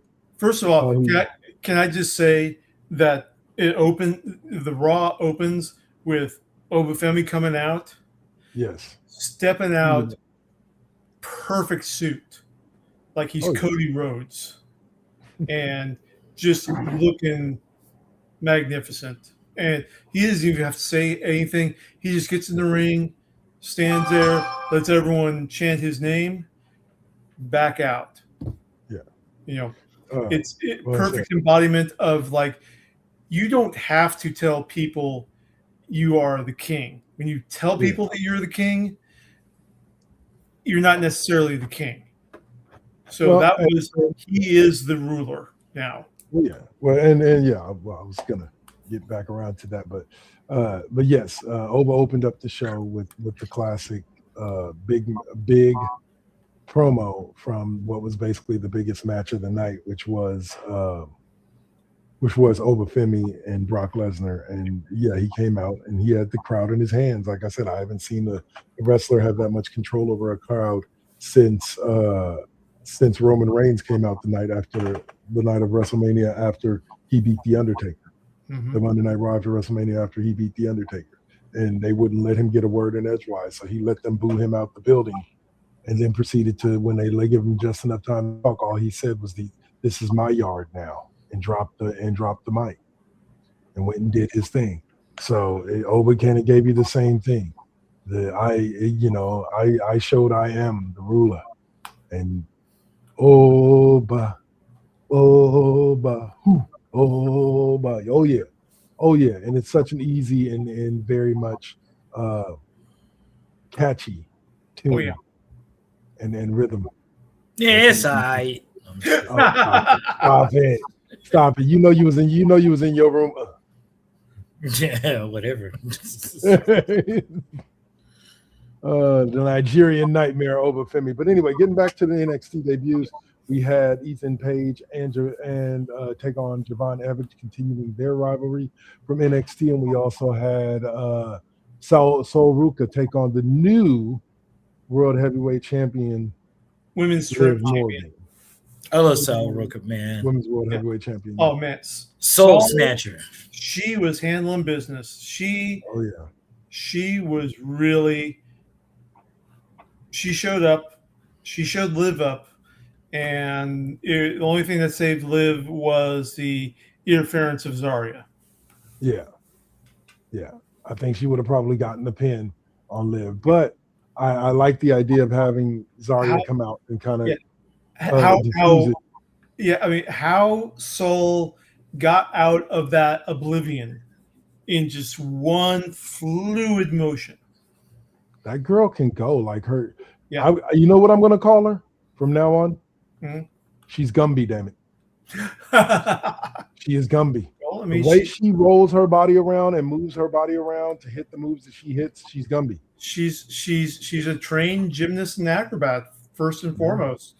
In the NCAA competition, and the wrestling came later. So she's playing into her strength. That she is. She's the female equivalent of Javon Evans. That girl is bouncy. Yeah, she is. That you know what? Here was the thing about it. Two more key moments. First and foremost, I love the fact that Paul Heyman came out and again further cementing the fact that this is all real. Came out and admonished the men in the truck for not removing the Brock Lesnar video from the intro from the now to the forever segment because Brock is done. Now this could be Paul overacting and Brock is not really done and we're going to see Brock again, or that could have been real raw emotion from Paul Heyman. I think that Brock's done and that's just Paul being Paul and overacting and just being a salty asshole. Yeah. Now another thing that was teased was a potential championship match between Cody Rhodes and Cody Rhodes. CM Punk. Punk came out and did his promo and talked about hey, I've had to deal with a lot of loss since like last October, and all the people that have passed away on him. Listed off a bunch of the backstage folks who had died in the past couple months, Punk's like, it just wasn't my night the other night. It happens. The important thing now is that I stay ready for the next opportunity because you never know when the next opportunity is just going to fall out of the sky and hit Cody's music. And yeah, I'm thinking maybe that's the matchup we're looking at SummerSlam, but we'll see. Mhm. We'll see. I think Cody will Maybe. have a couple more challengers between now and then. I don't think we're looking at Backlash. I don't think they're going to build to it that quick because that's something for the championship. You want to build to that. Yeah. You want to build to that. All right. And then Gunther also stated that his vision is for himself is to work his way into the world title picture. Now, being that there is a connection, despite a very fractured connection between Roman Reigns and Paul Heyman, I can see how that favor that he owes Gunther can come into play with him getting himself a world title shot. Right. What are your thoughts, gentlemen? You're going to give me my title shot, or else I will end your career. No. Yeah. Yeah, it's coming, and I really think that him and Roman Reigns are going to mix it up. Oh yeah. In some way, and that is going to be a hell of a match. But I guarantee you, Gunther he won't be killing no careers that day, because I think he would take Gunther. He will be taken out to lunch. We can see. So, all right, go on, I Dan. can dream.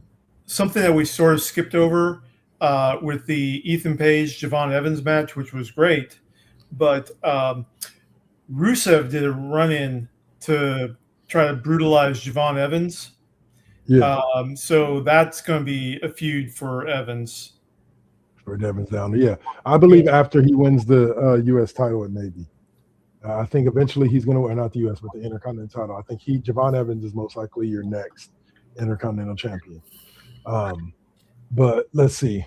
All right, gentlemen. So did either of you get a chance to watch SmackDown? Parts of it, yes. Parts of it. Okay. So let's look at this here. SmackDown was quite interesting on Friday night because you had the Usos come out to confront Jacob Fatu about him protecting Roman Reigns. And that was definitely something. Listen, I'm not gonna sit up here, and to me, everybody else in the world could look at it. To me, that was a homegoing conversation between Bay Area and Northern California. Like San Francisco was talking directly to Sacramento. You know what I mean? That's how I saw it. And it's like, you gonna team up with us, Oos? You know, Jay is like, that's what it is, Oos. You already done took it. Now what you gonna do with it? Oos? You know what I mean? So yeah. And I tell you, like, it was a great. Stop it! Sorry, animals. I'll say it led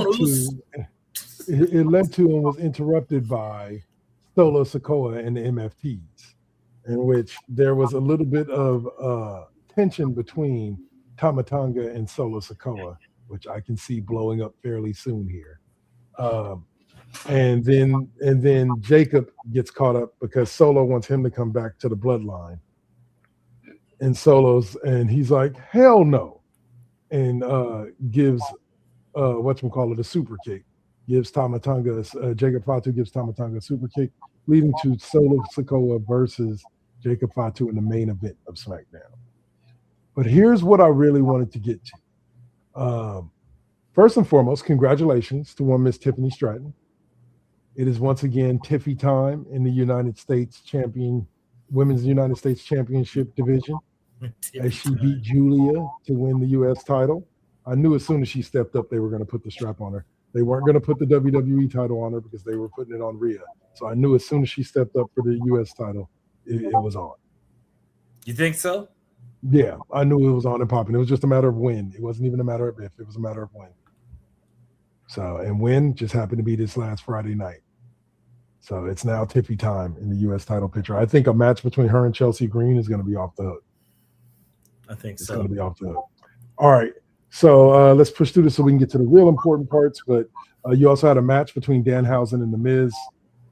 That was Love it. funny. That was funny. Danhausen is funny to me. And I've become a fan Hausen. Cursed. I will admit that I have become a fan Hausen after watching. There's a Facebook account. I can't remember the name, but it's a dad and his deaf daughter who loves WWE, loves doing wrestling stuff. And there's a interaction between the daughter and Danhausen back in in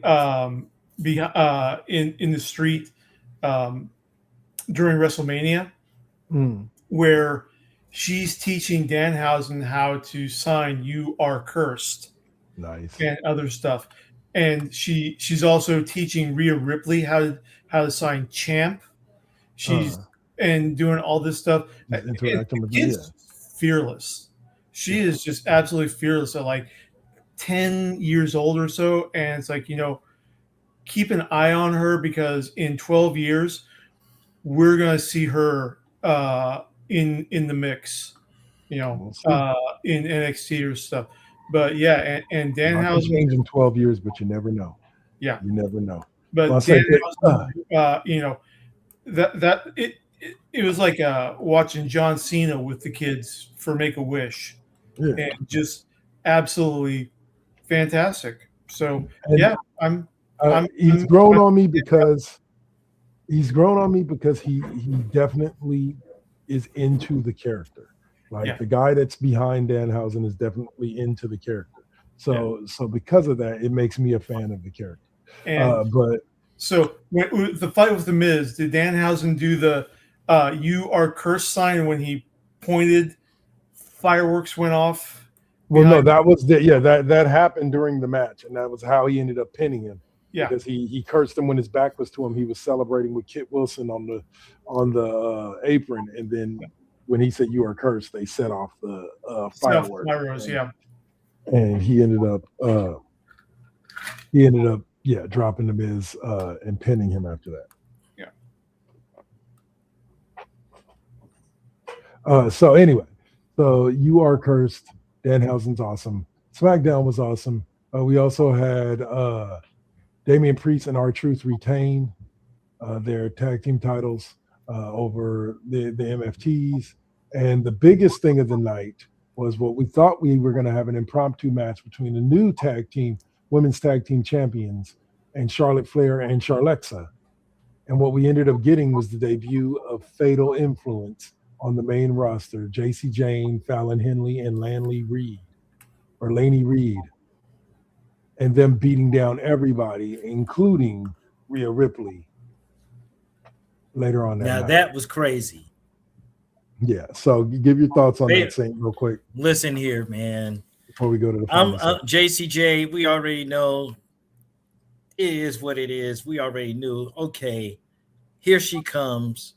She gets involved. But then all of a sudden, out of nowhere, 3 other chicks are just coming in and just like stomping and dumping. You know what I mean? Like, no gifts regarded, no fucks given. And it was like a 4-on-1 battle, man. Like, I didn't like it.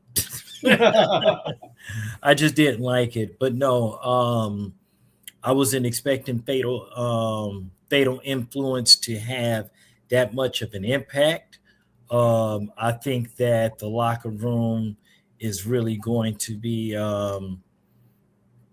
it's going to be busy in the women's division, and I think that we're just gonna see a whole bunch of fuckery that will continue to keep moving. Something else we didn't mention about Raw is we saw the return of the Street Profits. Yes, that is true. Yes. During the tag team title segment with the Vision, we saw the return of the Street Profits to help out, I believe, LA Knight. Yeah. So,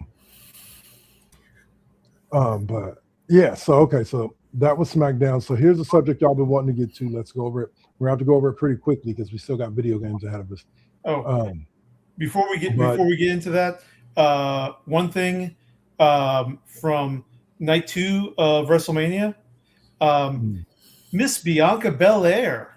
Oh yeah, she announced that she's coming pregnant. coming out. Yeah. And she's got a tag team partner for Naomi and Big Jim's kid. Yep. The 2 kids, and they're gonna be basically because Naomi, her kid will be a little bit younger because Naomi and Jimmy already had their kid. Oh, okay. Yeah, and she's still But still, it's like by a matter of months. So yeah. But yeah, All tag team training partner on the way. Yep. All right, so the final thing we'll talk about when it comes to WWE is the WWE. Dang it, I typed too fast there. Hold on. Post WrestleMania releases. Yeah, post WrestleMania releases. Now, for those of you who are unfamiliar with it, this is pretty much a yearly thing. Every year after WrestleMania, WWE does a big dump of a bunch of people that they're paying, they're not getting a return on investment with that wrestler that they thought they would when they signed them, and so they released them. And there are some surprising names on the list. Yeah. Well, maybe only a couple to me. To me, Kairi Sane is the one big surprise. Right, that was because they seem to be building to something. Yeah, they had a good storyline going with Kairi Sane. Yeah, with her and Asuka. But other than that, everybody else was kind of in haphazard storylines or not really being used at all. Right. Like the Wyatt Six just finished up a haphazard storyline with the MFTs. Aleister Black was kind of inserting himself into random feuds all over the place on SmackDown, but not really doing anything. And same thing with Zelina Vega. So it's like some of the releases, it's just like, all right, yeah. But I will say Kairi Sane was one that definitely was like, that one's different.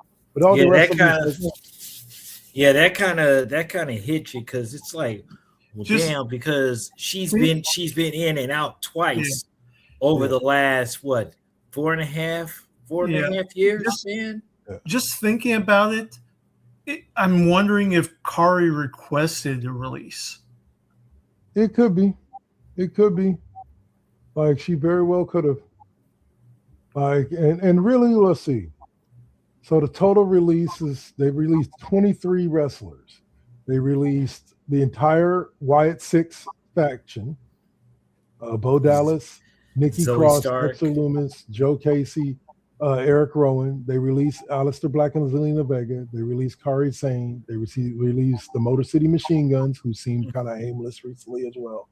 Santos Escobar, the former LWO and Legado del Fantasma leader, was among the cuts. I believe he'll probably sign on with AAA because he's been showing up a lot down there. Zoe Stark, Alba Fire, one of the parts of the Super Hervis, and Apollo Crews. I saw a meme talking about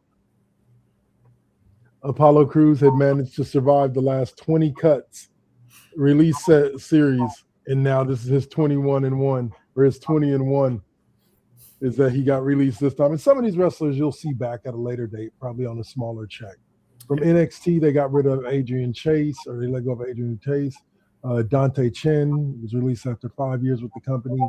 Louis Crucifino, Malik Blade, Trill London, Sierra Linton, Tara May Steele, Olympic gold medalist, Chris Island, Tarek Igwe, and Tyson DuPont were all released as well. Yeah. So they basically, I won't say gutted, but they did take a lot out of NXT between what they released and what they brought up to the main roster. So, but gentlemen, this is a business being a business, is how I look at it. So, Saint, kick us off with your thoughts on these WWE releases. Well, like I said, some of them you already know they were probably doomed for failure. The Wyatt Six, Eric Rowan, and he's been released before, so that wasn't a big deal. The only ones that was really shocking to me was Kairi Sane. And also I'll say the Motor City Machine Guns, because I was like, Chris Sabin and then Alex Shelley is like, whoa, what the fuck? What happened? Something went wrong. So yeah. All All right, so that will close out our wrestling talk for right now. Oh no, sorry, Dave. Go ahead and give us your thoughts on the releases, bro. Sorry. Pretty much the exact same. I think that the thing with the Wyatt Six is that creative just didn't know where to go with them. Yeah. And like I keep pushing with how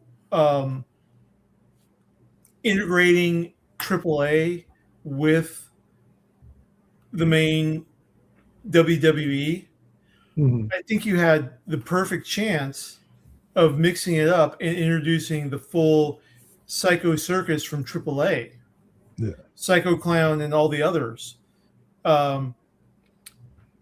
as so that you have a counter to both the Wyatt Six and the MFTs.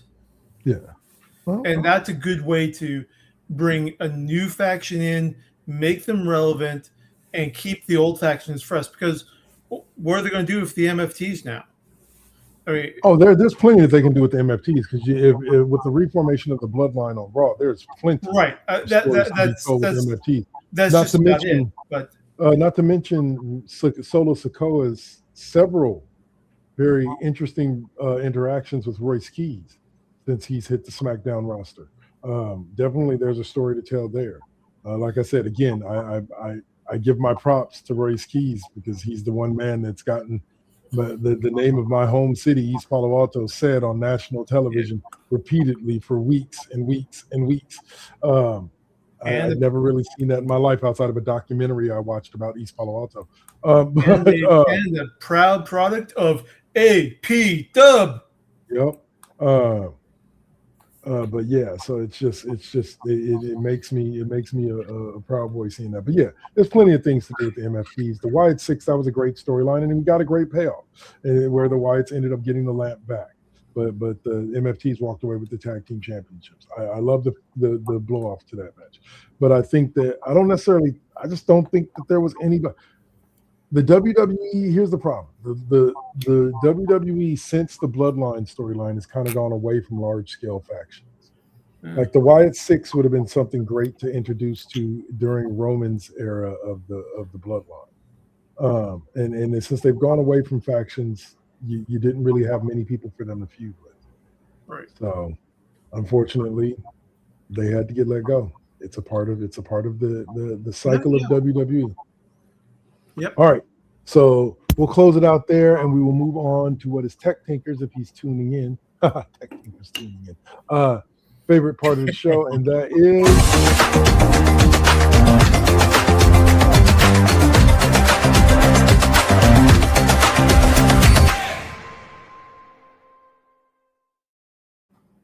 all right. Cheap Pop video game reviews. Let me say this. I'll give a quick review before we dig into the actual stories. NBA 2K26, the My Career mode, so dope. So dope. Everything about it. Watch me play it on Wednesdays, on NBA Wednesdays. And yeah, it's awesome. All right. So, Dave, you sent us this article in our group chat about gamers suing Nintendo for tariff refunds, which I think is a great idea. Yeah. But how does this work? Okay. So, trying to keep politics out of this, but Nintendo had to readjust prices on the Switch 2 to take in account the tariffs that were being leveled on Japan. Okay. And as we all know, tariffs are not paid by the importer. They're paid by the customers. So recently, in the past month or so, where the U.S. Supreme Court has declared those tariffs that were levied over the past year or so are actually illegal and unconstitutional because it's supposed to be Congress that sets taxation and tariffs. There's been talk about refunding the cost of the tariffs to the American consumer. Well, Switch 2 owners are putting together a lawsuit to sue Nintendo to get the extra money that they paid due to tariffs returned back to them. Okay.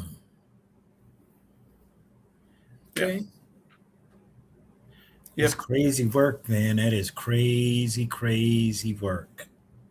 Yep. Tariffs and Nintendo. Who would have thought, man? Who would have thought? George Lucas. I don't know, man. Yeah, not trying to bring, not really trying to bring politics into it. Unfortunately, yeah, but unfortunately it's linked. Yeah. Yeah. Who knew that the taxation of distant trade routes would be so prescient and matter so much? I don't know. Yeah, I'm with you guys there. Like, without getting too political, like this, a blind man could have saw this coming from 3 miles away. Yeah, and lots of blind people did not, and at the very beginning said, "No, this is not how it works. Yeah. This is not how it works."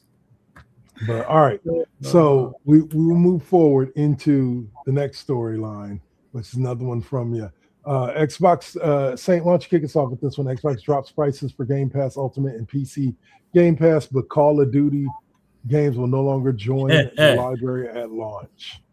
Okay, so ladies and gentlemen, we all know it brings us great cheer that we're tired of paying $30 in a month for Xbox Game Pass.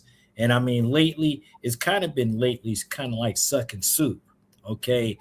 And yet, though, bringing that price down, you no longer get Call of Duty on the annual trip for Game Pass. And I'm pretty sure it's going to be some people that gets pissed off. Yeah. But here's my deal. I would rather be paying $22 a month 23 as opposed to 30. What?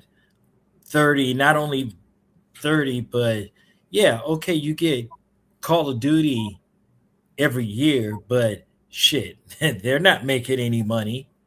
They were definitely not making any money in terms of what they were losing, like 3 million, probably even 300 million a year based on that Game Pass and Call of Duty. Of course, people will be talking about it at the cooler tomorrow.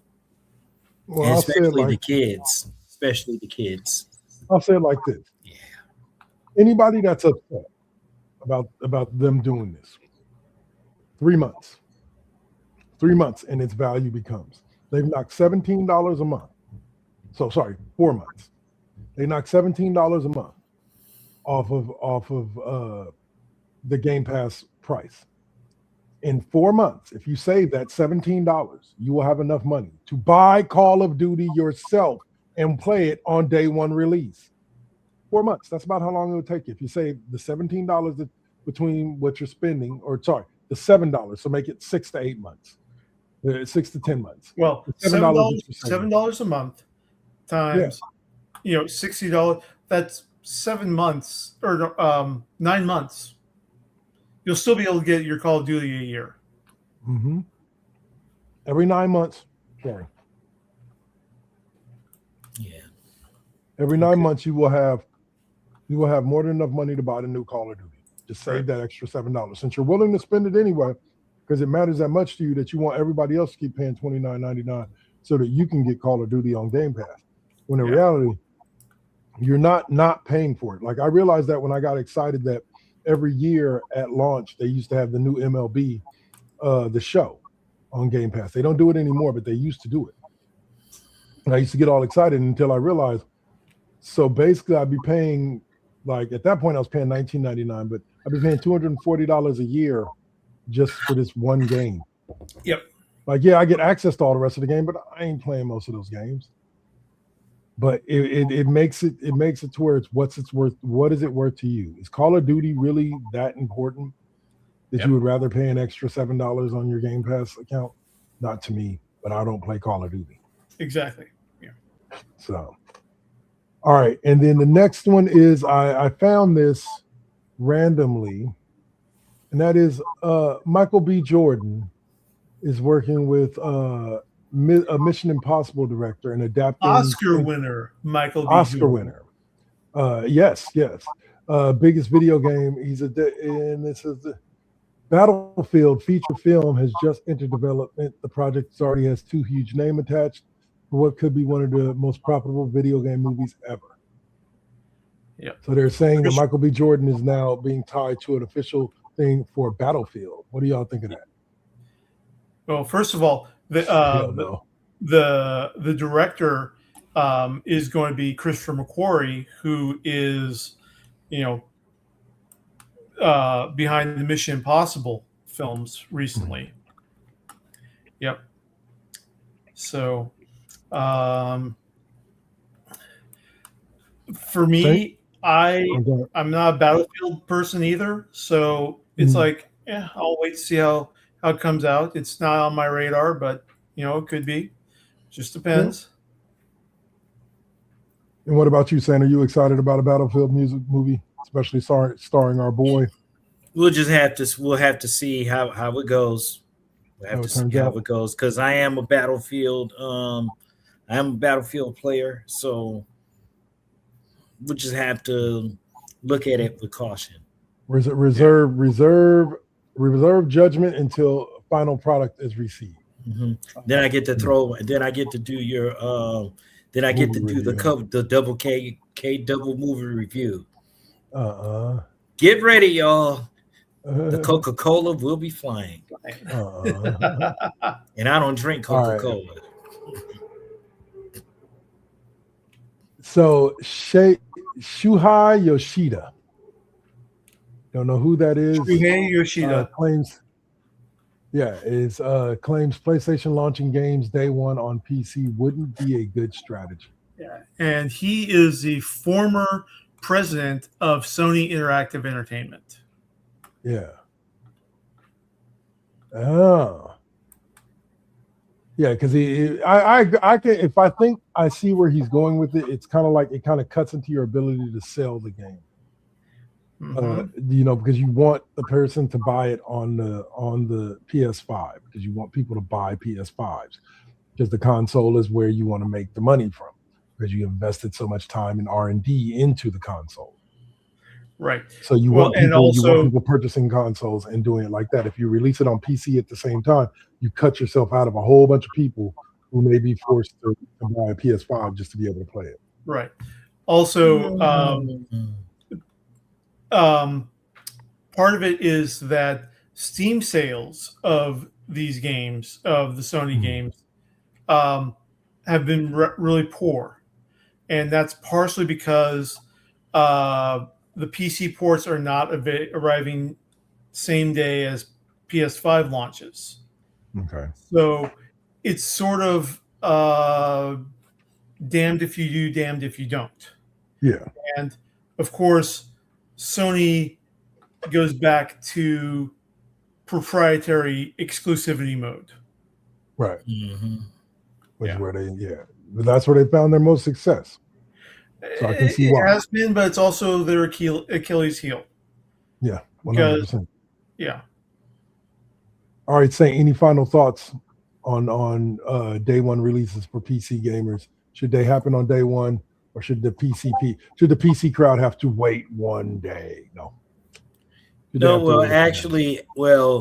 As I have been actually journeying into more PC games, I do believe that it could be either or, because there's a game that just recently came out. Samson just came out, and even though it's not like an exclusive, but it is coming out on consoles sometime in like September, October, something like that. So, it really all depends. Okay. But exclusive, but I do like the fact that you still can do the exclusives because it's healthy competition.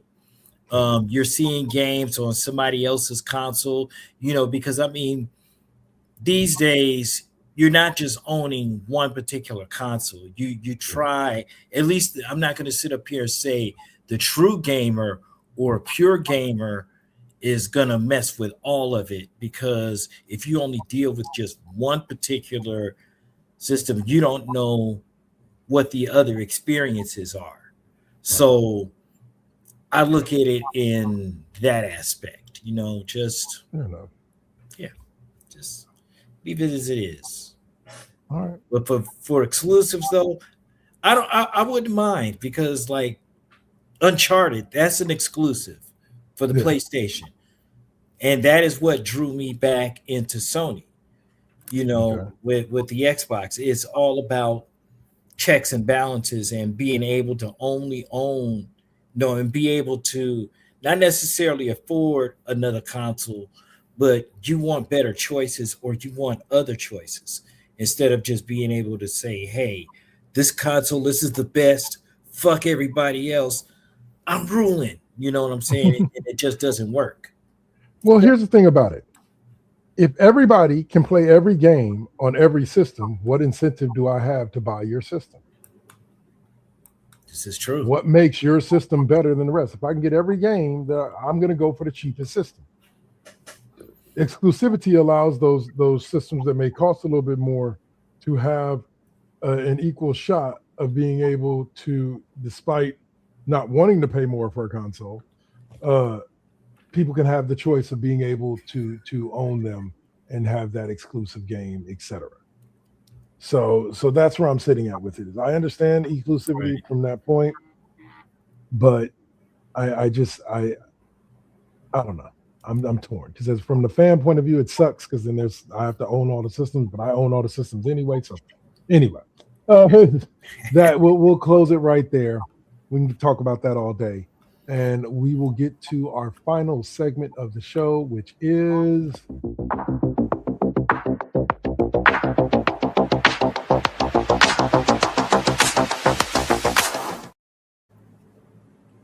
all right. Where can we find you next? I believe last time we started off with RuneSquire, so Saint, kick us off and let us know this week, sir. Where can we find you next? Well, let's see. That all depends on how this evening goes. Oh no, seriously. We are going to be running a NVT 9 times out of 10 and NVT Fusion, but I don't know. We'll see how it goes. Either Deuce or the Fusion, but it's gonna go how it's gonna go. That's it for me. All right, fair enough.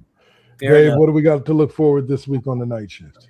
All right, tonight I'm going back into the Starfield at my usual midnight time. Yeah. All right. Y'all know me. Y'all can see me in about an hour and 45 minutes over on the Classroom this week with O'Malley. Just making the just making the announcement that due to work, Swab will be taking a sabbatical, an indefinite sabbatical from the Classroom. So we won't be seeing his face for a while. It'll just be me and O'Malley, or just me for the next few weeks. But today we'll be talking the NFL draft and NBA playoffs. So be sure to join us from 6 to 7 right here on Twitch or on YouTube, wherever you're tuning in at. Other than that, gentlemen, any last words for the people before we go? Not much. Just keep your head on the swivel. Yep. All right. So that will do it. And be on the lookout in the next couple of days. I'm going to be recording a segment with a friend of mine for a new show that we're thinking about bringing up. So be sure to check it out on the WKK Double Network YouTube. All right. Y'all have a great night. We'll see you on the other side.